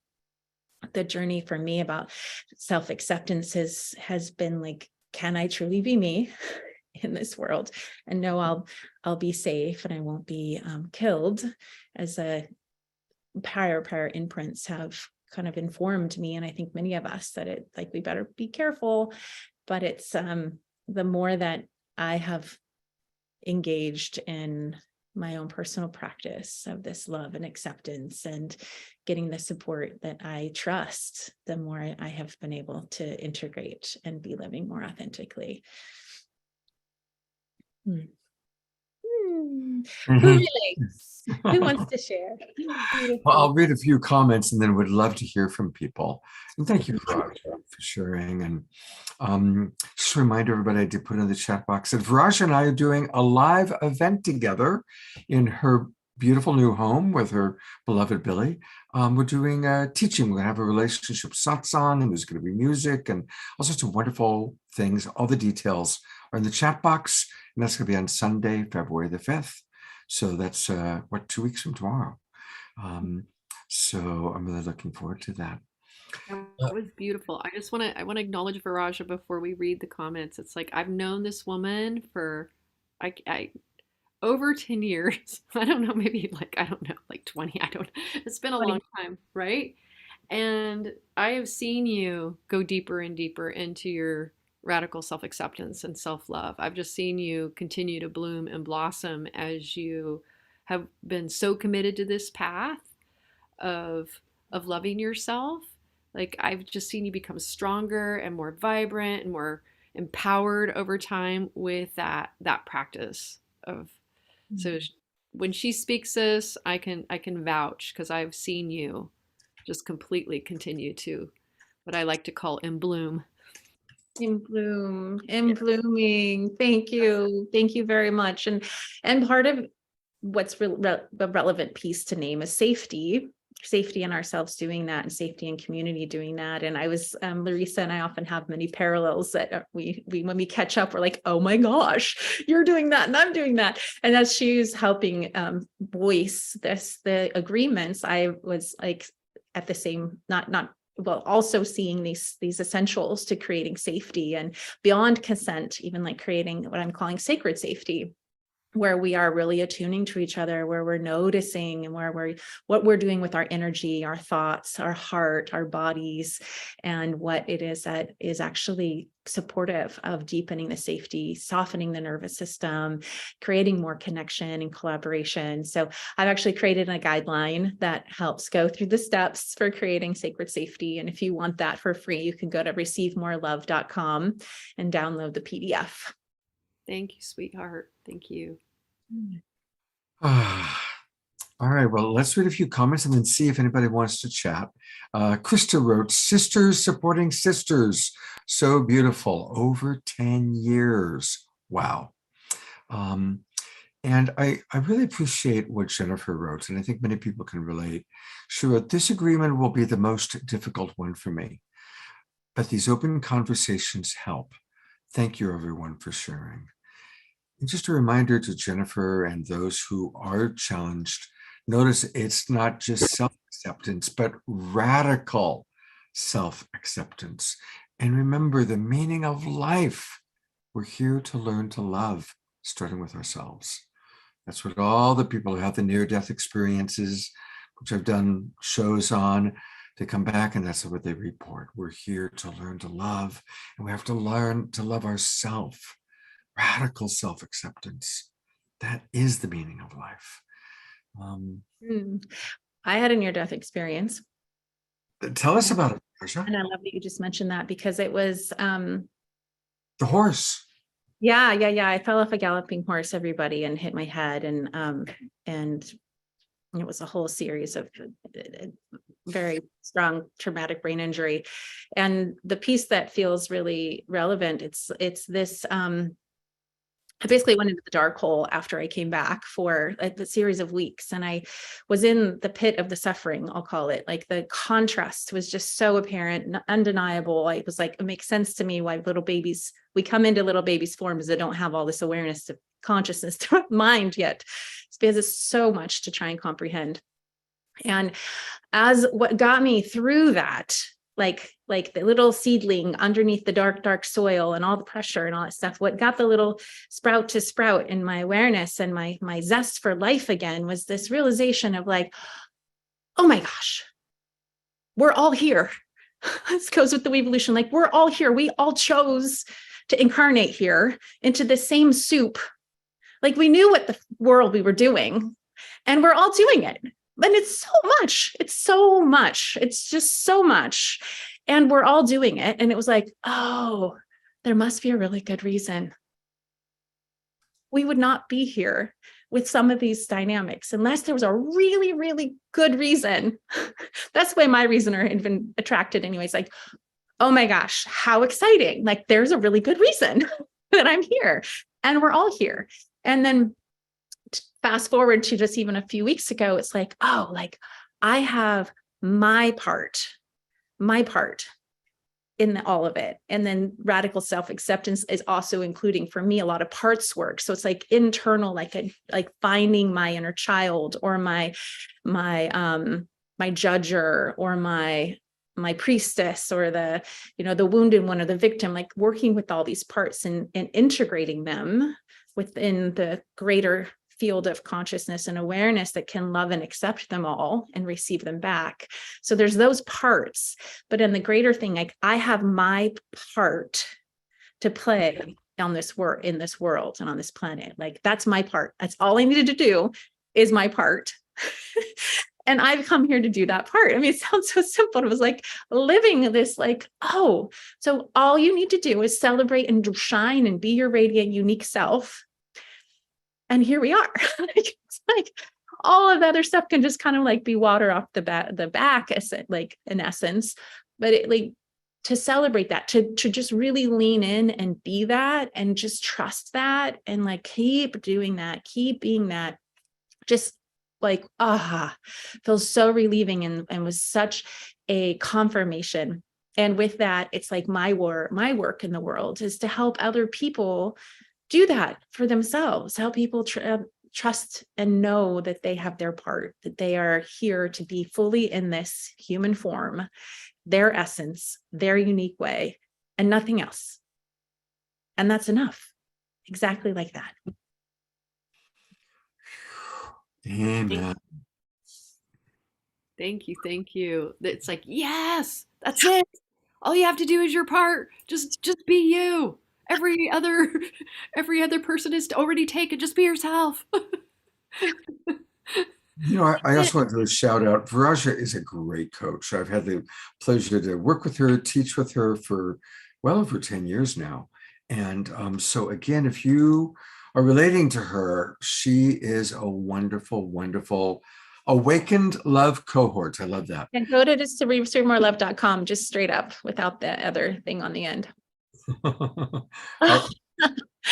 Just try just to receivemorelove.com. It should. That's where you are. We're at receivemorelove.com. Okay. Yeah. Is that the correct one? Receivemorelove.com is, it might come up with something else on somebody else's thing. But yes, it's a great way to get me. It talks about my coaching work. I do a lot of deep dive immersions with women and men to really work through reprogramming and liberating and clearing. So we repair and heal the past, we reclaim the energy and your essence, and then get to remember and rejoice in the fullness of who you are.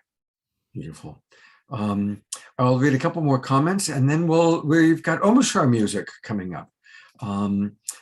So thank you, everybody. I know tonight's show is going to probably go till about 9 o'clock because it's so much, but we're loving everybody's comments. Beth, our beloved Bethany, writes, we have to have radical self-acceptance to acknowledge our divinity.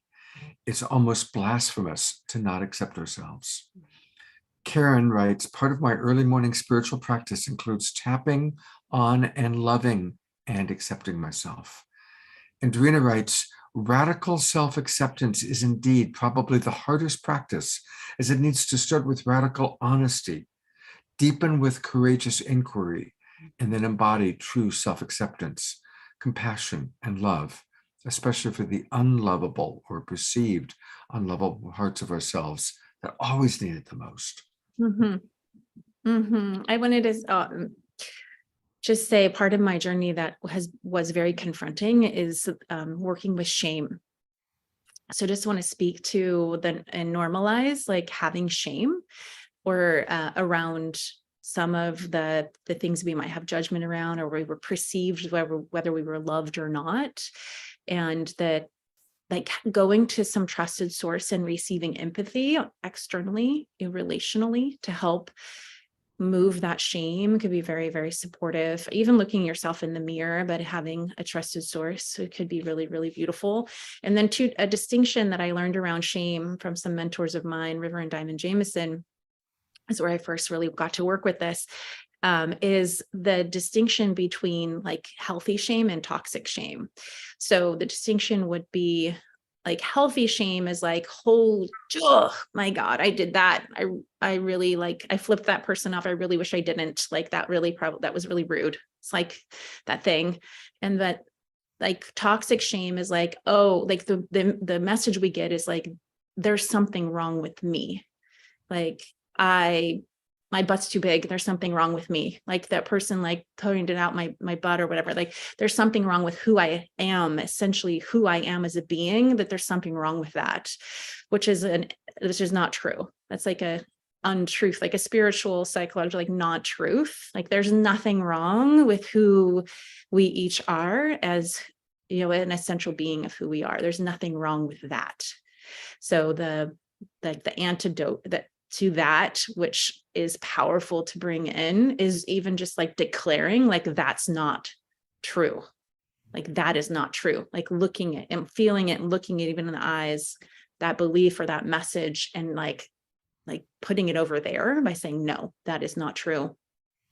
And allowing the energy to move as it does naturally with that conversation happening inside. And it might even be between a couple parts, our internal parts that are having this conversation, but like moving through and letting it progress instead of just like cement inside of our being can help liberate the shame, can help liberate the toxicity that we've adopted somewhere along the way that isn't serving us being our authentic selves.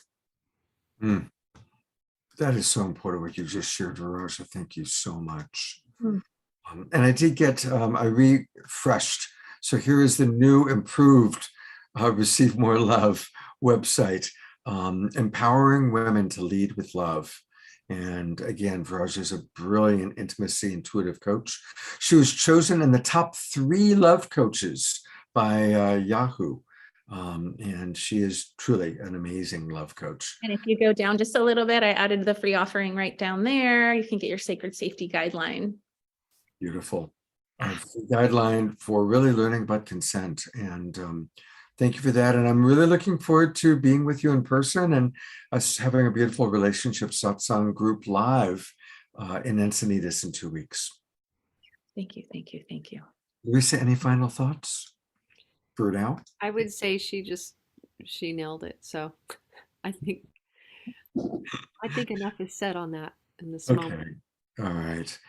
All right. We are going to go to integrate all of this because it's so much to integrate. We are going to go to our beloved brother Omashar for, and thank you, Omashar, for being with us for, gosh, almost 3 hours now. It's my pleasure. It's like Viraja, you did nail it. I am so, I would say triggered in about 1,000 points in my being. And then something that just came up before the camera went on me was when the student is ready, the teacher arrives, right? and these 6 agreements that are arrived at a time in my life when I really, really do need them, because it's kind of like the next step. And I'm going to sing really quickly. I'll make this short, but one thing that you were saying was about safety, and I've never felt safe in any relationship, not even with my parents. And that is what it is. And also practicing, I have the agreements here on my phone, I'm going through them, practicing radical self-acceptance. I've managed to pretty much police all my judgmental thoughts to other people, but now that I've removed most of that covering, it's me that's left, and holy smoke, am I judgmental against myself. And so stop it, right? Thank you. And one more thing, Larissa, you just said something which made me laugh out loud. And that was about being your authentic self is like everyone else is taken. So when you just be yourself, it's like, oh, there's a concept right there. So I'm going to sing this song, and I'm kind of borrowing from the 6th agreement for this song. So please take a deep breath, just let go of everything in our head so that we can refresh and come back with the 5th agreement with a renewed sense of curiosity.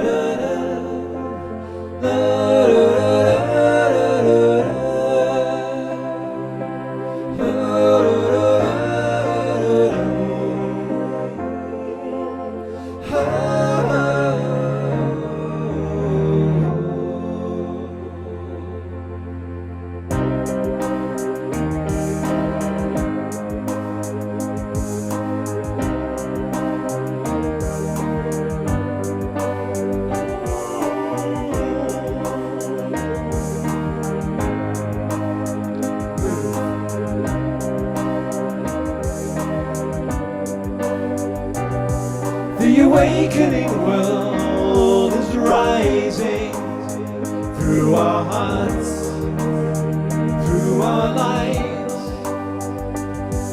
as we take the next steps together, walking tall, no disguise.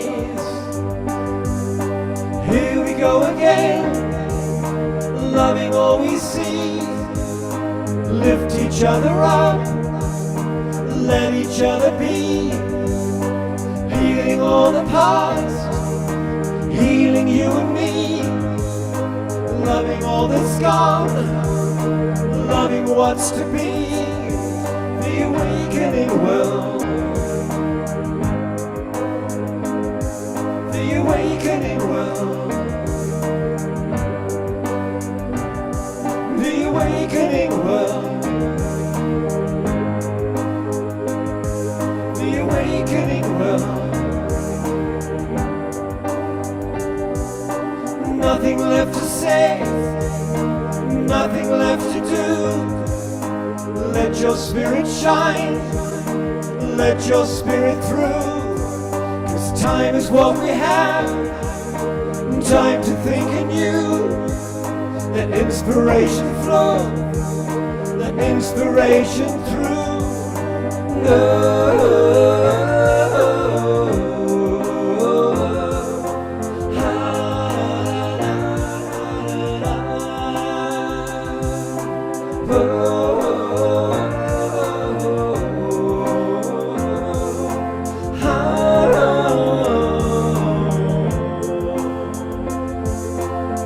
Everybody can sing, and you, Jennifer.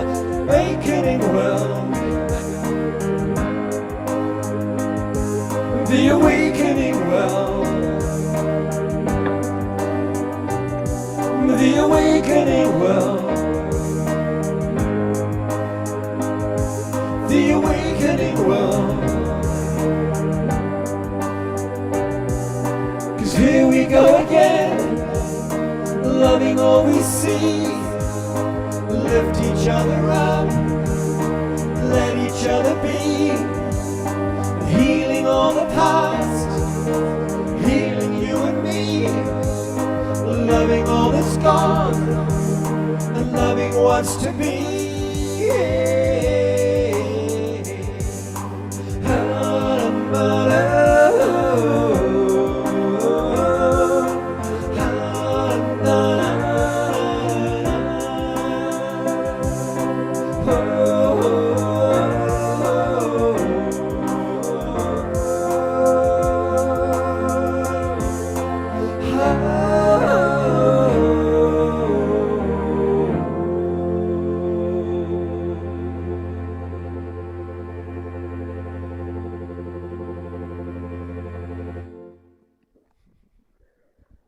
Fantastic. Let's all twinkle our beloved brother Omashar. I love that song. I'm gonna have it in my head all night now, you know. I know you will, which is very cool. That's the point of a pop song. But these are, you can't hear me, can you? I hear you perfectly. Oh, you could. I didn't change my thingamajig. As a musician, you have to change all these things to go from one mic to another, and it gets confusing. But yes, it's the hook, metaphysical pop, right there. It gets in and it doesn't leave you. It's true. Your songs always are like, whatever your song is, it's like that's in my head until the next Omashar night. And that was one, of course, written specifically for this show. And I'm not struggling, but pushing my way through a 10-album song. I've just completed the first song. I spent maybe 60 hours in the last 4 days just polishing and polishing and polishing. Anyway, whatever.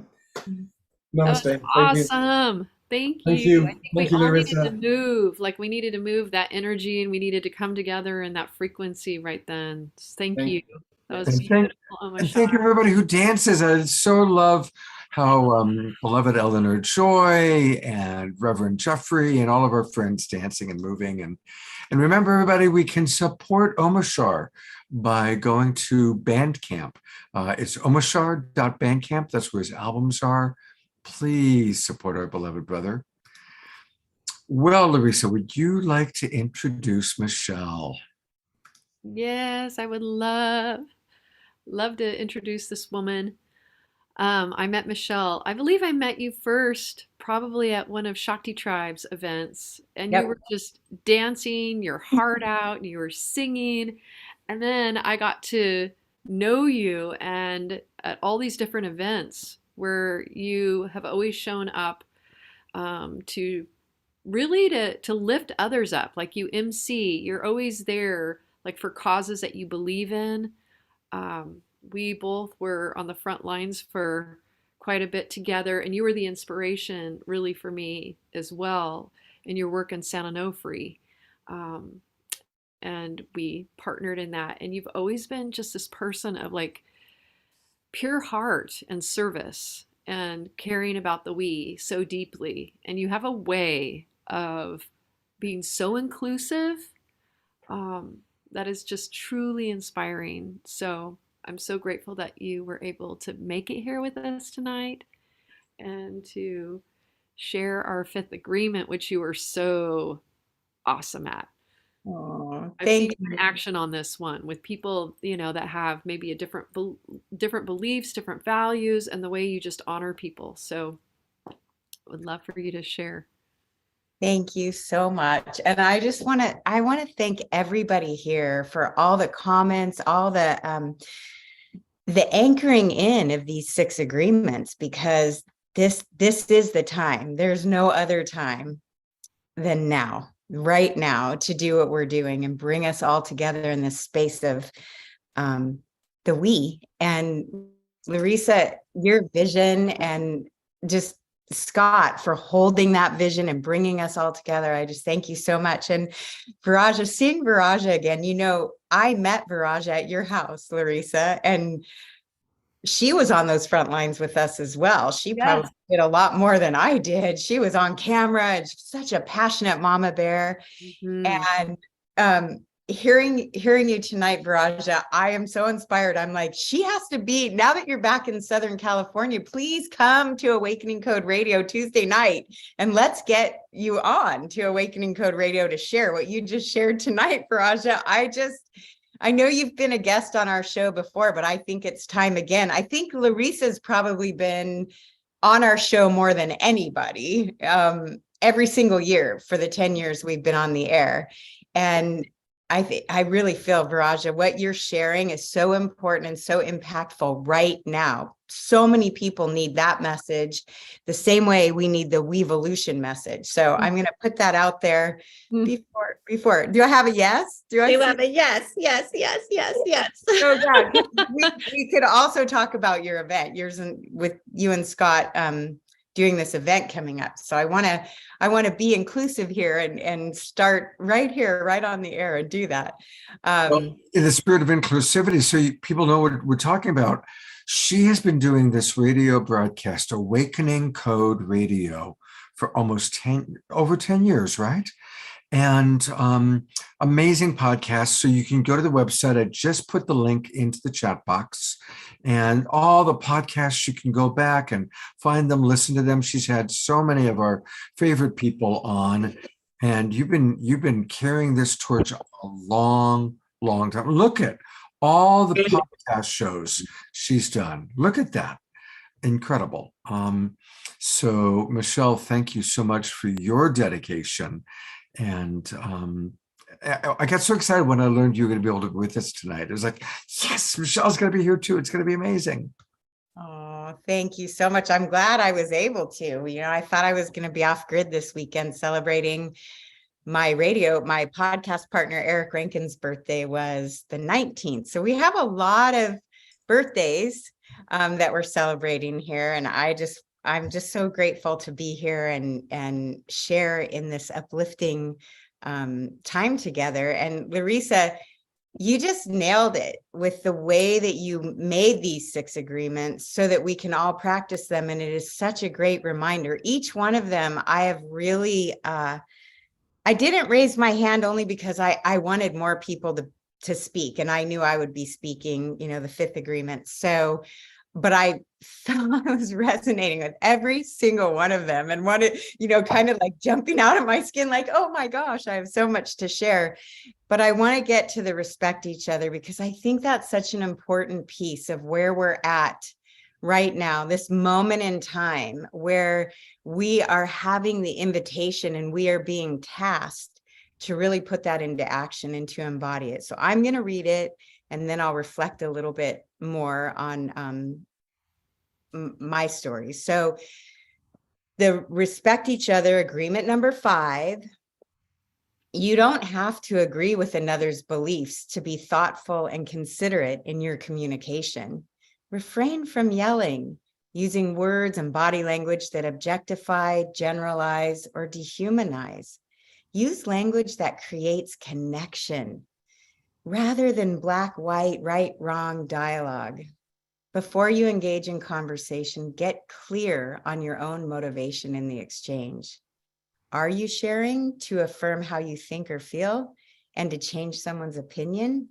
Or are you allowing the space to create deeper understanding and connection? And I so resonate with that right now, especially now, because I find that now is a time to heal the divide. We see so many areas that are coming up either in the news or in our circles or in social media that are really trying to divide us. And rather than be divided, I think it's so important to come at another person's opinion or belief with curiosity and respect. One of the things that word respect came into the fore in my awareness greatly. I don't know why that happened. I didn't touch anything.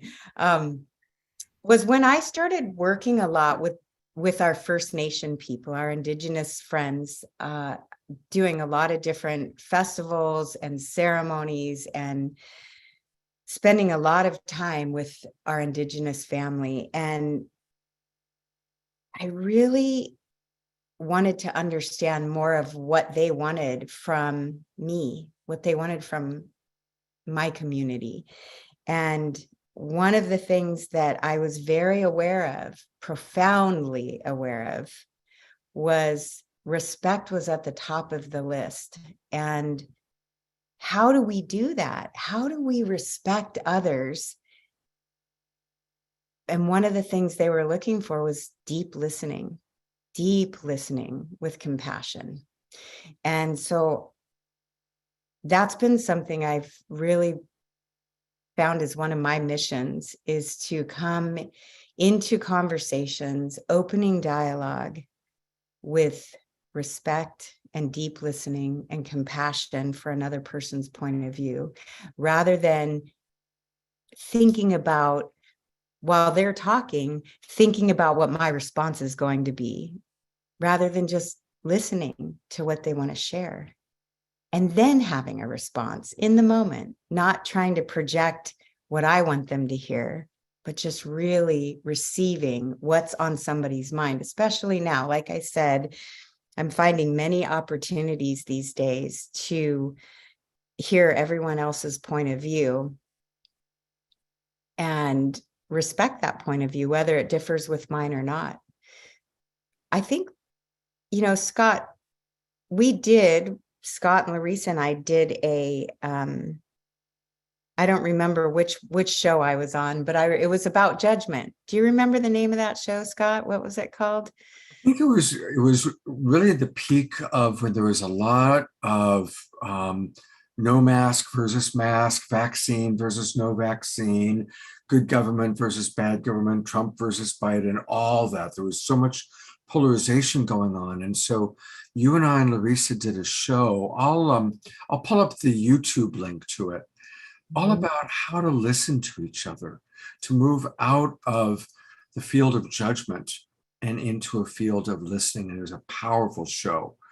It was. So I'll go, while you continue to talk, I'll go find it, because it's in our YouTube library, and I'll pull it up and put the link into the chat box. I just felt like that show really inspired so many of us to look at where we're holding judgment or resentment or blame, going into blame and going into who's right versus who's wrong. And really, we all want to get to the same place. So many of us are saying the same things in different ways. One of the things, I had a conversation with Larisa earlier today, and I said that one of the things I've been doing almost in every conversation I've been having lately is asking the question, if we were at a conference with thousands of people and the speaker on the stage said, raise your hand, everybody in this room, how many of you are brainwashed? I really don't think many hands would go up. Ooh, look, we have a hand that went up. And what is the yardstick? What are we measuring that by? How do I know if I'm brainwashed because I have an opinion? And lately, I've heard from many people, and I heard the answer that I felt really brought it all around for me, which was, if I'm brainwashed, I'm so passionate about my position that I'm not willing to look at anybody else's position. Perhaps maybe I'm brainwashed if that's the case, that I can't hear anyone else's opinion and I only want to speak mine to change someone else's mind. So that was a big one for me. And how do we know if we're hearing all the information available to us if it's being censored on greater platforms like mainstream media or social media? If our voices are being silenced and there's censorship going on, then maybe I'm not hearing the full story. And maybe it's time to dig further and deeper and continue living in the question, to have an open mind so that I can look at other people's points of view.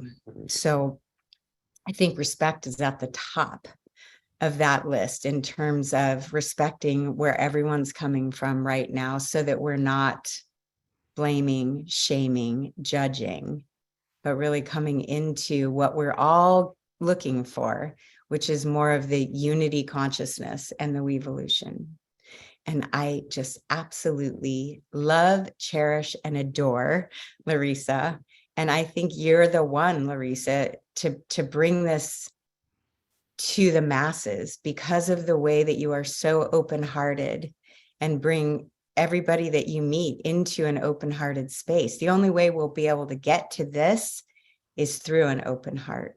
So I just so appreciate you for bringing this forward. And I'm so excited to now have a YouTube video to be able to share so that more and more people understand 2023 is the year that we have to be in the WEvolution. We have to. I don't feel like there's any other choice. And I'm excited to be in the WEvolution. Thank you, honey. Thank you. And I want to say, I totally receive you. And what I feel is that we, that we're doing this together, like the distinction for me, rather than just me, bringing this forward, is that this is a conversation for all of us to have. So everybody that's here tonight, like, I invite everyone to have this conversation and to spread this out, because this is like, it's like a hive, like the bees of the hive that share the nectar with the world. Yeah. One person can't do it alone. We have to do it together. Yeah. Absolutely. And what you've done is taken a vision and executed upon that vision. Vision, what is it Brian always says? It's an Edison quote. Vision without execution is hallucination. And so for you to actually pull the trigger, execute, and we can all share that vision because it's you actually wrote it down and gave us the framework to be part of the WEvolution, and each one of us be able to share it forward. Thank you for that. Thank you, honey. And I want to acknowledge Laurie Goldstein, who is not like, she's like you in the way that you say that some people need to kind of be behind the scenes. I've invited Laurie so many times, like, come on with me. She has been the person that was in when I was really sick. She was the one right there with me in the hospital, and she was the one that helped me to really bring this forward and curate it and worked with me on it.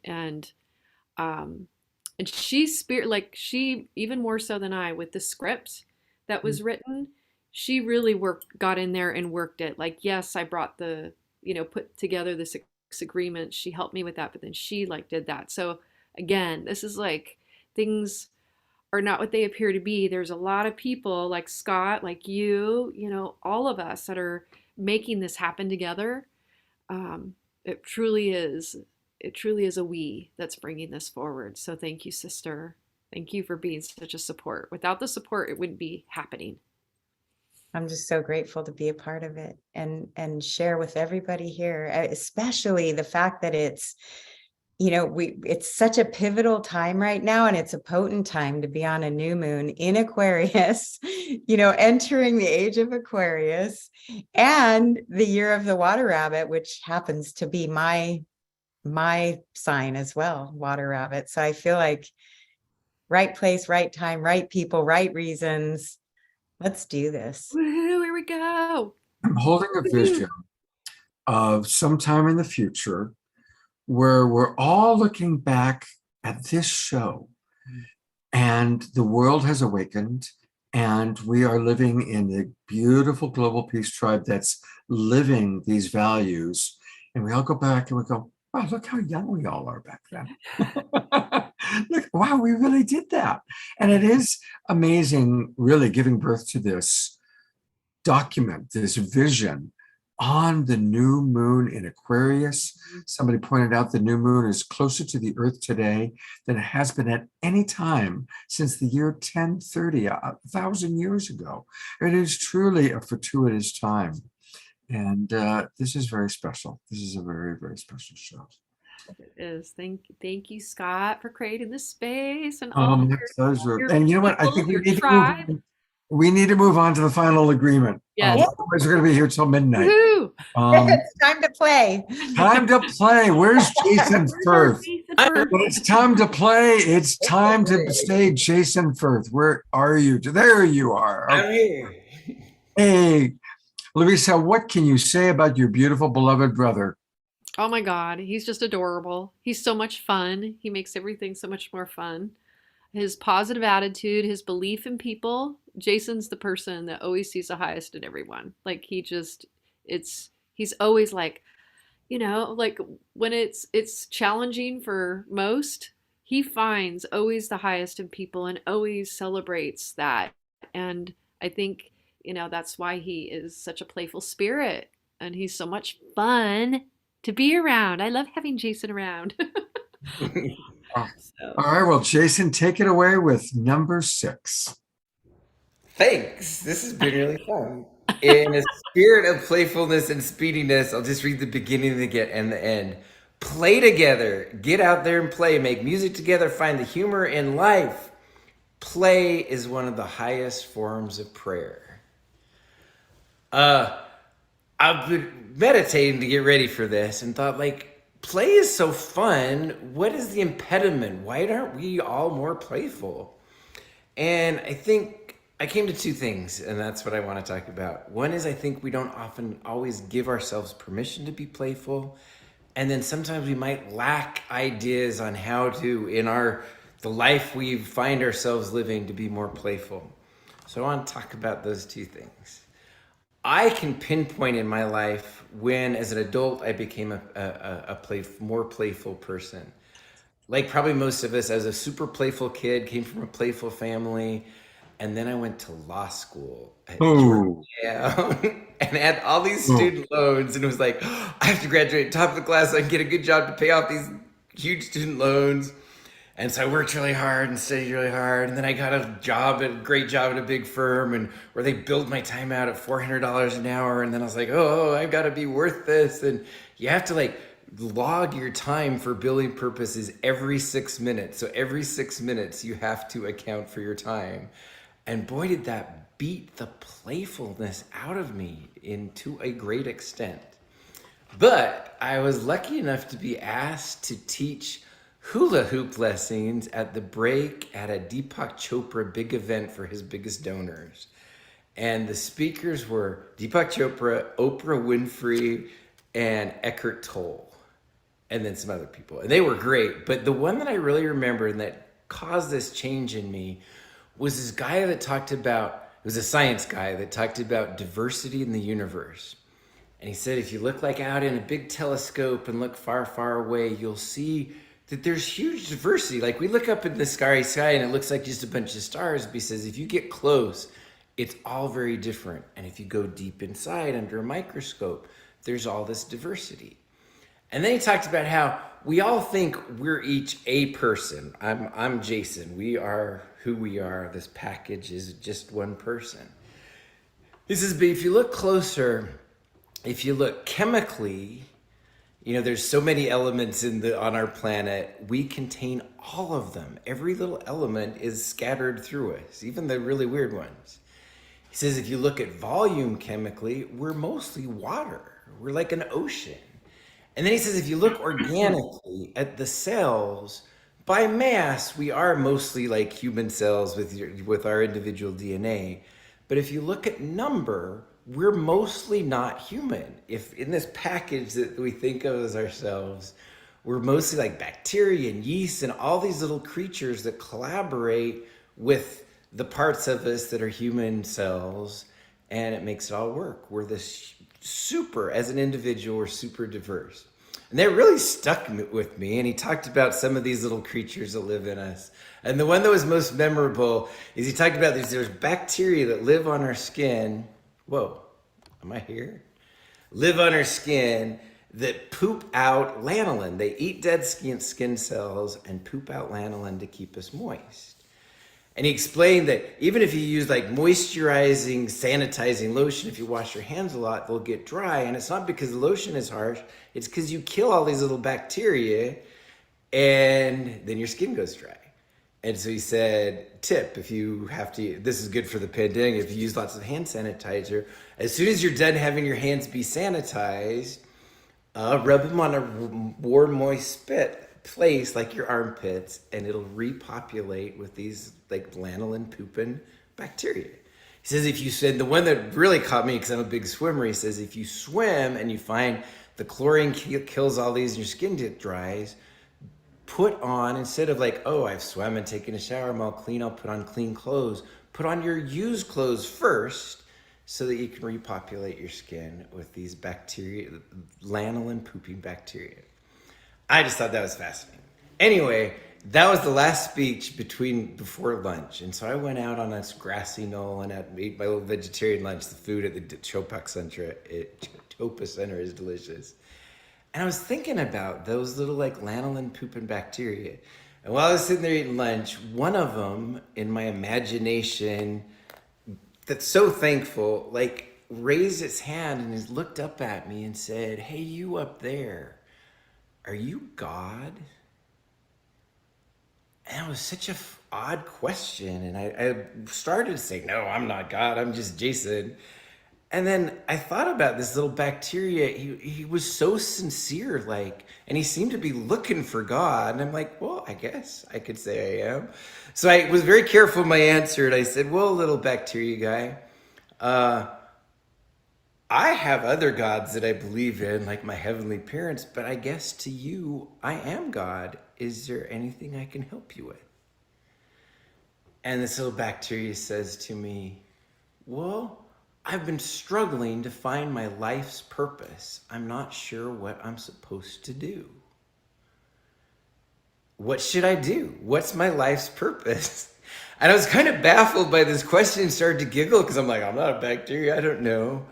But I gave it some real thought and then said, hey, little bacteria, I don't know all that much about your job or bacteria, but as far as I'm concerned, you can really do whatever you want. If you want to eat lots of dead skin cells and make lots of moisturizing lotion for me, that's awesome. If you want to just nap for the rest of your life, I think there's plenty of you, that's fine. And he's like, but I want to know what I should do. I'm like, really, as far as I know, your life is short. I think you should just do what makes you happy. And if you want some direction, I guess you're the only bacteria that's ever spoken to me in my life. So maybe you can talk to all of the other cells around you and figure out a way to make them all really happy and to get your jobs done in a playful, happy way. Like maybe you could have a dance party while you're doing this. And I felt this little bacteria on my arm being like, oh, okay. And I said, anything else? He's like, no, I'm gonna go do it. So I just relaxed and felt like how fun it was to have these little bacteria maybe relaxing and having fun and being playful while they're doing it. And I think I nodded off. And then all of a sudden the aforementioned like heavenly parents were like, Jason, wake up. Are you paying any attention to what just happened? And I'm like, yeah, I made the cells on my body a little happier. And like, at least I imagined the voice of God or my heavenly parents saying to me, honey, if you would want one of these bacteria on your arm to be happy, can you imagine how hard that's all we want for you is for you just to be happy in whatever you're doing, just be happy. Like, just like you said, this bacteria, from our perspective here, your life is going to be really short. It goes by like this. So be happy while you're living it. And that lunch hour really made a huge difference in my life. It's a silly little story, but it really did happen. And I went back to work and told my team, like, we are going to focus in our little intellectual property group at our firm on trying to be happy every day at work. We're going to be as playful as we can. We started instituting ways where we could be more playful. We all had a pile on our desk of work we could do away from our desk. And then when those piles all got full, we'd go to the park or we'd go down to the gym and do a treadmill and go through those piles of things that were usually just reading or marking up things. And before long, my group was both the funnest group and the most profitable in the firm. And it made it really easy to hire people because we got the reputation of being this fun group to work in. So I'd like you all to imagine that, like how anyone you would love, you'd want them just to be happy and playful any chance they get. Like there's a whole industry of like professional sports, right? We love watching people play. I don't particularly, because I'd rather go play myself than watch somebody else do it. But hopefully that's a little bit helpful on giving ourselves permission. I really do believe if there is a God or heavenly parents or some design to the universe, that whatever bigger thing is up in charge of us, that big thing, that God, that divine spirit would really like to watch us just playing and being happy as we go about our daily tasks. Pause there to see if anybody has anything they want to add. First of all, people are loving you and your storytelling. So many comments about how they just love that. And the way you describe your relationship to, hey, little bacteria guy, it's just so sweet. So awesome. I'll read a few comments and then we'll see if anybody else wants to share. But that was just, I love you, Jason. I just friggin' love you. All right. Yeah, Beth writes, Jason, you are adorable. And I think we all agree. Eleanor Joy writes, many years ago in Mount Shasta, I facilitated a play shop with a group of women. It was mostly about play, including hula hoop, jumping rope, and more. So much fun. Dorina writes, I love this agreement and the reminder to play, laugh, and have more sense of humor. So sharing this funny take of the Serenity Prayer in light of fun and playfulness with all of you as a thank you for another amazing show and evening tonight. So this is a take on the Serenity Prayer. Lord, grant me the serenity to accept the people I cannot change, the courage to change direction when I see them coming, and the wisdom to not try to smack some sense into them when I can't avoid them. Awesome. That was great. I love it. And just a reminder to those of you watching on Facebook, please, in the future, you can still do it. Come on into our Zoom room now, and you can get all the links. There's so many links to recordings and the video and what Michelle is doing and what Viraja is doing and everything. So come on in, join the Global Peace Tribe. Come on in and get all these links, including Darina's wonderful take on the Serenity Prayer. I'll go to gallery views if anybody has their hand up. I know it's getting late, so people, and it's we just hit 11 o'clock Kiki time. From now on, we always will refer to Central Time as Kiki time. There's Michelle has her hand up, and also Sylvia. So I'm going to go to Sylvia and then to Michelle. Sylvia, you are up. Okay. First, in honor of a friend who considers a baby panda bear her higher power, and the first connect with the higher power every day, I'm gonna toss this panda paper balloon to Nitya and to all of you to play. Second is a story about when Nitya and I first met. He was very worried that he would be too weird for me. And I looked at him and I said, sweetie, I'm pretty sure that there will be times that you will be too weird for me and I will be too weird for you. And most of the time, the two of us will be too weird for the world in general. So over the course of our relationship, I discovered that one of the ways that he was weird for me was wanting me always to be happy. And one of the ways that I was too weird for him was that I always wanted to play. And playing was very frightening to him. And being happy was confusing to me because I wanted to play and make a difference in the world. So here's to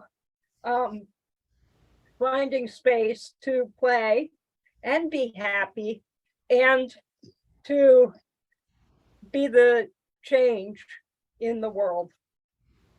Love to everyone. I love that. Thank you so much, Sylvia. That's You know, awesome. you're reminding me of my father. When I was a teenager, my father took me aside and he said, son, as you get older, you're going to discover that everyone in the world is crazy except for you and me. And frankly, son, as you're getting older, I'm beginning to wonder about you. And the point being, we all are crazy in our own wonderful and unique ways. Michelle, what do you have to say? Well, I was so inspired to go get my heart song bear because you were sharing your bears. And I just love that you did that. I sleep with this guy right behind my head to remind me to send out loving, playful heart songs in my sleep while I'm working in my dreams and in my sleep. And so I wanted to share that. And I wanted to share that when we go out on the ocean and we see dolphins, I private charter a catamaran out of Dana Point with my podcast partner, Eric Rankin. And we bring groups of people out to be with the dolphins and the whales for exactly this reason. Because I've never met anybody that says, I saw a dolphin. They don't, when people see dolphins, they go, oh! They start squealing with delight because dolphins bring us into that vibration of joy. And so if we could all emulate the dolphins and feel ourselves gleefully jumping out of the air like they do, to feel that tickle in our tummy, that is such a great vibration to share with others. When we go on the dolphin boat, we ask everyone to leave the stress and story of our lives on the dock and to emulate the joy that the dolphins inspire in us, to be playful and to come into that heart space with each other and just love on each other and play together. So I just wanted to impart that before we all leave tonight as well. Great comments too. My gosh. Beautiful. Thank you. It is so much fun on your boats, honey, with the dolphins. You're so right. We need to be in that vibration more in life, the way they play. Can you put into the chat box how people, Michelle, can you put in the chat box a link of how people can sign You know, up or learn about that? That's so funny, Scott, because I'm one of those people who just doesn't keep up a website or anything like that. I guess, you know,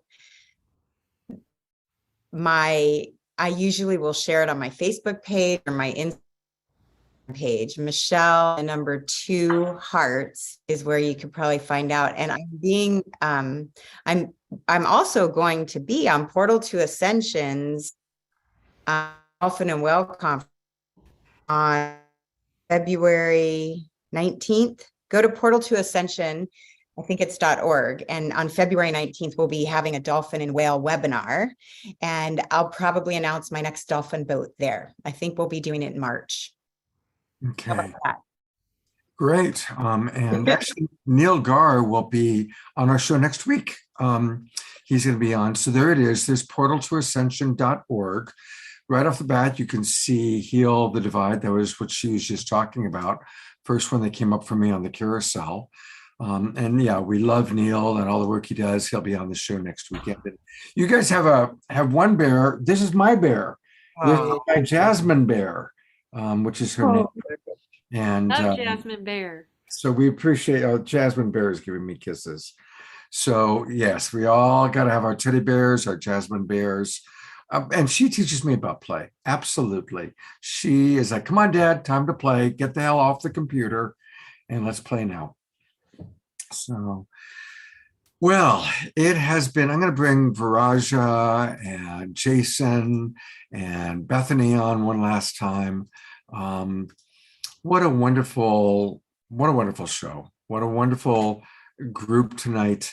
I do want to do just a few quick announcements, but before I do the announcements, let's just all twinkle these wonderful presenters who have been with us for almost four hours, from going back to when we all got together and started doing sound checks and such. So thank you all so very much. And Larisa, I'll come back to you one last time in a moment after the Global Peace Tribe announcements, but thank you, Viraja, Michelle, Bethany, and Jason. You guys are all awesome, wonderful, wonderful coaches, teachers, presenters, and inspirations. Beyond the beyond. So grateful. I feel the soul Wow, family this was really fun. connection. Thank you. All right, a few real quick announcements. Just it's going to happen. We are going to have a Global Peace Tribe retreat. It looks like it'll be in West Los Angeles.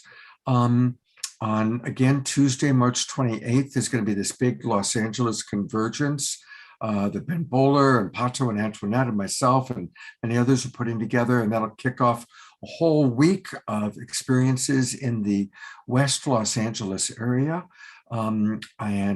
Tomorrow, I'm dedicating our Sacred Sunday show to talking about it and getting your feedback and your input about our next retreat. I know that Shri and Kira are going to come up from Ecuador, and they're going to do a whole day-long event that's going to be very powerful.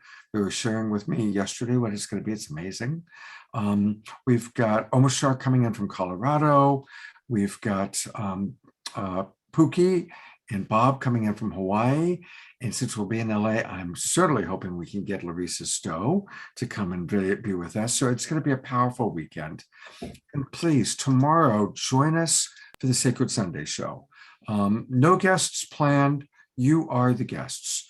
I want for people to share their offerings. I want to learn more about some of our regulars. So it'll be an opportunity for people to share what their services are, what they do. And of course, we'll be conversing about upcoming retreats. And also, what are some of the shows you guys want to hear?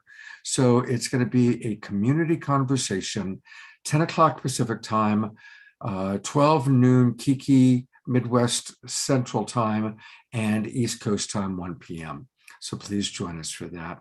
And put those dates in your calendar. Last week of March, come be with us in West Los Angeles. I believe Christy Michaels is here. There she is. Christy, share with us. You got something very special happening. Oh, yes. Thank you, Scott. I so enjoyed the conversation that has been going on. And this is why I support and love the Global Peace Tribe, because these are the conversations we need to be having about how to be authentic, fully realized, wholehearted beings that love and heal each other and are all about the healing principles. And so for me, one of the healing principles is learning how to step into my divine self. And Viraja, you mentioned the priestess part. Well, when I became ordained as a priestess, my whole world broke open. And I mean, Scott, you probably have seen that too. It was like it just like brought out the greatest joy, the greatest peace. And I used to work with Scott at the Sunrise Center, and I would be the one in the back of the room, like really quiet. And you go, Scott, you you introduce. But suddenly, when I stepped into that power of the divine love that I am, and started sharing it, it was like, oh my God, it's the best. It's like being able to extend love to people. What and blessings to people. So we are the ones that we've been waiting for. So on Tuesday, January 31st, we're having the celebration of the birth and the rise of the divine feminine. Because let's get real, folks, we celebrate the birth and the rise of the divine masculine, but we don't acknowledge and celebrate the birth and the rise of the divine feminine.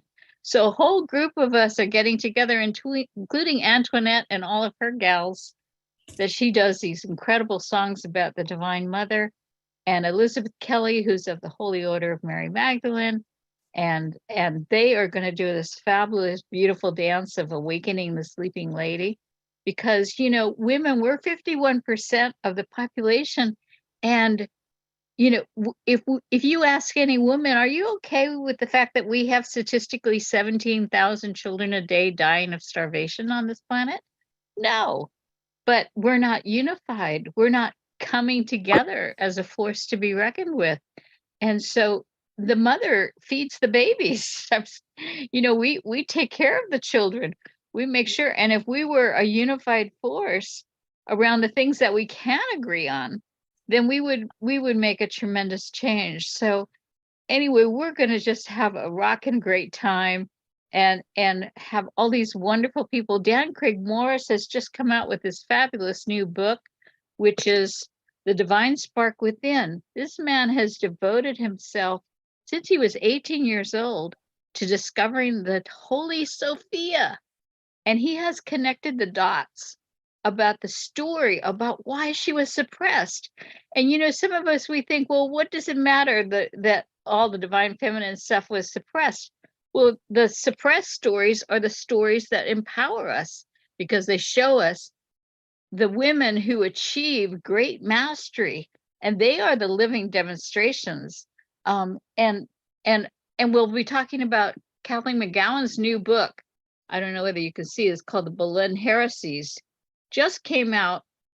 Oh, sorry. I guess this is not going to. Oh, The Boleyn Heresies. There you go. Yeah. Do you know, in this book, she talks about the woman, Marguerite of Nazaré, I think is how she says her name. She is called the mother of the Renaissance. There was a group of 9 women that launched the Renaissance movement. And without it, we would not have had the Renaissance movement. Do you know that story? I mean, these are like amazing stories that if I was a little girl, and I have 2 little granddaughters, that I'm telling these stories to, but when I was a little girl, my mother didn't say, honey, let me tell you about the empowered women of old and what magic and wonderful things that they did, because there was no celebrating the birth and the rise of the divine feminine. So anyway, thank you guys all for dedicating your lives into this work of bringing people together, raising up the consciousness to these beautiful principles. And Scott, I so love and adore you, and I appreciate all the wonderful work. And Larisa, Omashar, everybody here, you're like my new family. Thank you, Chris. Thank you, Christy. Well, we look forward again, everybody. That's January 31st, Tuesday. That's a week from this Tuesday, 7 o'clock Pacific time. And definitely, Christy, please put the link into the chat box where people can register. Yeah, thank you so much. It's at the Gospel of Mary Magdalene.info for those on Facebook. Gospel Christy, is of- that a live event? I'm sorry, is it a live It's event an or online event. However, this year we will be going live for the 13th annual Magdalene Moonrise service at Unity in Marin, which I'm very excited about. That usually we have hundreds of people come, and it's a very powerful, interactive acknowledgement of the role that Magdalene played as a high priestess in the Easter resurrection ceremonies. So thank you. I put the link into the chat, everybody. And again, it's for those on Facebook and YouTube, gospelofmarymagdalene.info. And speaking of YouTube, again, I always thank him, but he's right here with us. A big thank you to Alan Steinfeld, who always carries the Awakening World on his YouTube channel, New Realities. And Alan is going to be my co-host next weekend. So Alan, I'm going to put the spotlight on you and share with us a little bit about what we have to look forward to next week. Well, thank you, Sky. I just have to say this program has had a lot of love and a lot of presence of the divine feminine coming through. So it was a really beautiful offering of love. All my favorite divine feminines are there. Michelle, Larisa, my new friend Krista, and this woman Christy, and everyone. We're coming into that time. We're coming into this awakening to balance. It's not the feminine over the masculine, but right. The ancient Native Americans say you can't fly with only one wing. So we're gaining our wings to fly. But next week, can I share my screen here? I'm hosting the show where the basis will be the ancient galactic wisdom. We're going to have some of these people who are speaking at this Portal to Ascension conference on our show next week, Scott, as our guest. I got Rebecca Fitzgerald. I think Vivian's going to come, and Victoria Reynolds, but also on the whole day, two-day event on Portal, we have Chris Griscom. You remember Chris Griscom, Scott? Wait, I didn't hear you. I was muted. Yes, I do remember Chris Griscom, and I haven't heard from Chris Griscom in a long time. Well, I'm bringing her back. She's been around for a while. She wrote Ecstasy is the New Frequency. She was the first to talk about galactic consciousness before anyone ever knew what that meant. So I don't think she can make our show, but she's going to be on this workshop. So we're going to focus on this merging of ancient wisdom and what we're coming into as higher dimensional beings as we make the shift. I really think 2023 and all the motions of planets in Aquarius and Pluto in Aquarius, it is a leap up to a different way, a different consciousness, a different way of understanding reality. So this is what will be presented on your show and also all next weekend. So I'm really happy about that. I'm also going to be at the Conscious Life Expo. I'll be at the Sedona Ascension Retreats. We're coming into really the time of ascension, as your old partner, Deborah Giusti, likes to talk about. And so we are really in exciting times. We are in a phase shift of going from the old way of thinking, and we've been at it, most of us, for so long, but now something is solidifying. And this show, which I've been carrying, like you said, for the last 2 years at least, is bringing that community together. So I'm always happy to be a part of it and meet all of our friends, our community. So I'm looking forward to next week when we really go into ancient galactic wisdom and the root knowledge of who we are as humans, which are extraterrestrial. I say we are the extraterrestrials. We are part of the cosmos. And these earth bodies, like I talked to Larisa about these animal bodies, remember we talked about that, Larisa, are just the avatars to convey the higher knowledge that is now coming online as we awaken to new realities. Anything about that, Larisa? Well, Alan, you know how much I love you. And that's an amazing, fun conversation to have. I always Right. love diving into those conversations with you. What I love about Larisa, she, like she said in the conversation, in the interview I did with her, we did together, she leans into it. That was such a beautiful piece. All the hardships and hard times you've been involved and connected with, you lean into it so you can gain the most from it. Mhm. That was an amazing teaching. So thank you. Thank you for, Thank you, Alan. Yeah. Always have fun with you. thanks. I'll see you soon. And Scott, thank you. See you next week, buddy. And Okay. pop in one more time the link. If you haven't, haven't voted for Alan's book yet tonight, please do so. And looking forward to, again, hopefully seeing many of you at the Conscious Life Expo. Alan and I will both be there. And we're going to be doing the Awakening World. So if you're at the Conscious Life Expo, I know Krista's going to be there. We're going to have people coming on into my room where I'll be doing the Awakening World. I'll be speaking with JJ and Desiree Hertak about the multidimensional being and a special free workshop there. So everyone's invited. If you're coming to the expo, join us for the free workshop. We're really going to go into it. And JJ, he's one of the brilliant. two Brilliant. been to the other side and back and can bring in that knowledge. So I'm excited. I'm happy to see you again. It's been, we're coming on our 35th anniversary, Scott. I know, it'll be 30 years since Alan and I have met. So that's right. Brother, take care. I will work with you this week, and I'll see you, of course, on Saturday. Yeah. Next Saturday night, Alan, and the Galactic Experience. Well, Larisa, what can I say? What a beautiful show. And thank you so much for the inspiration for this. And I'm going to turn it over to you for any final thoughts.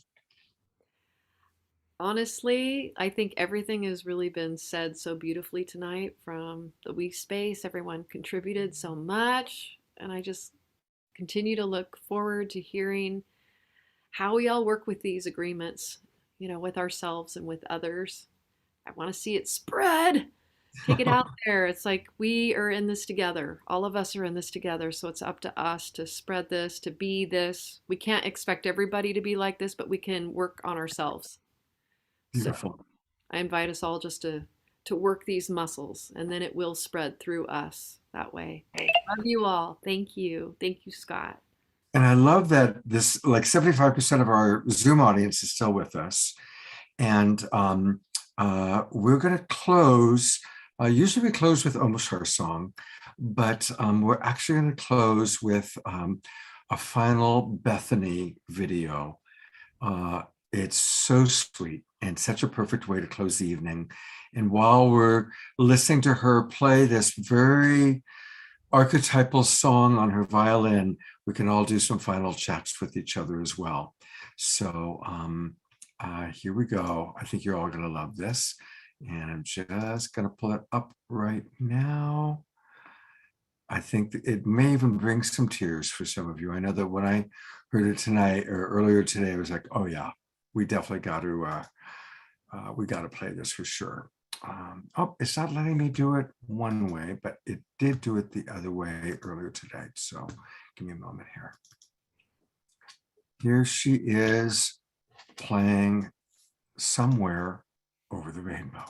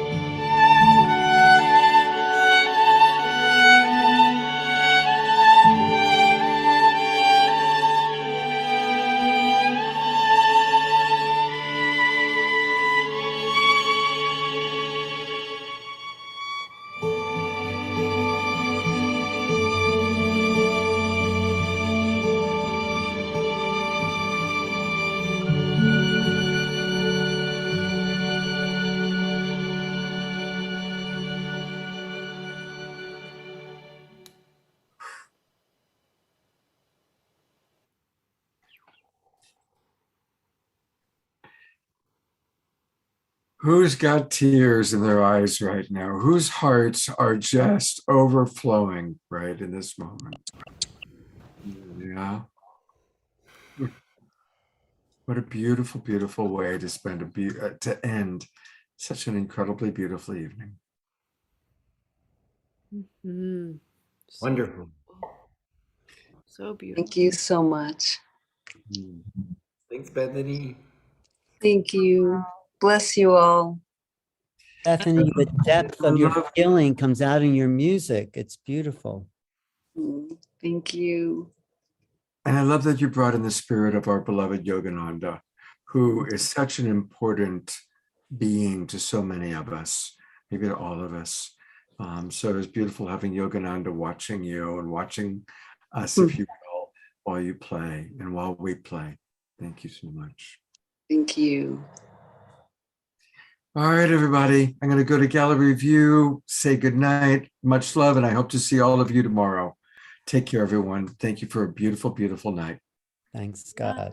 Good night. So much love. All love.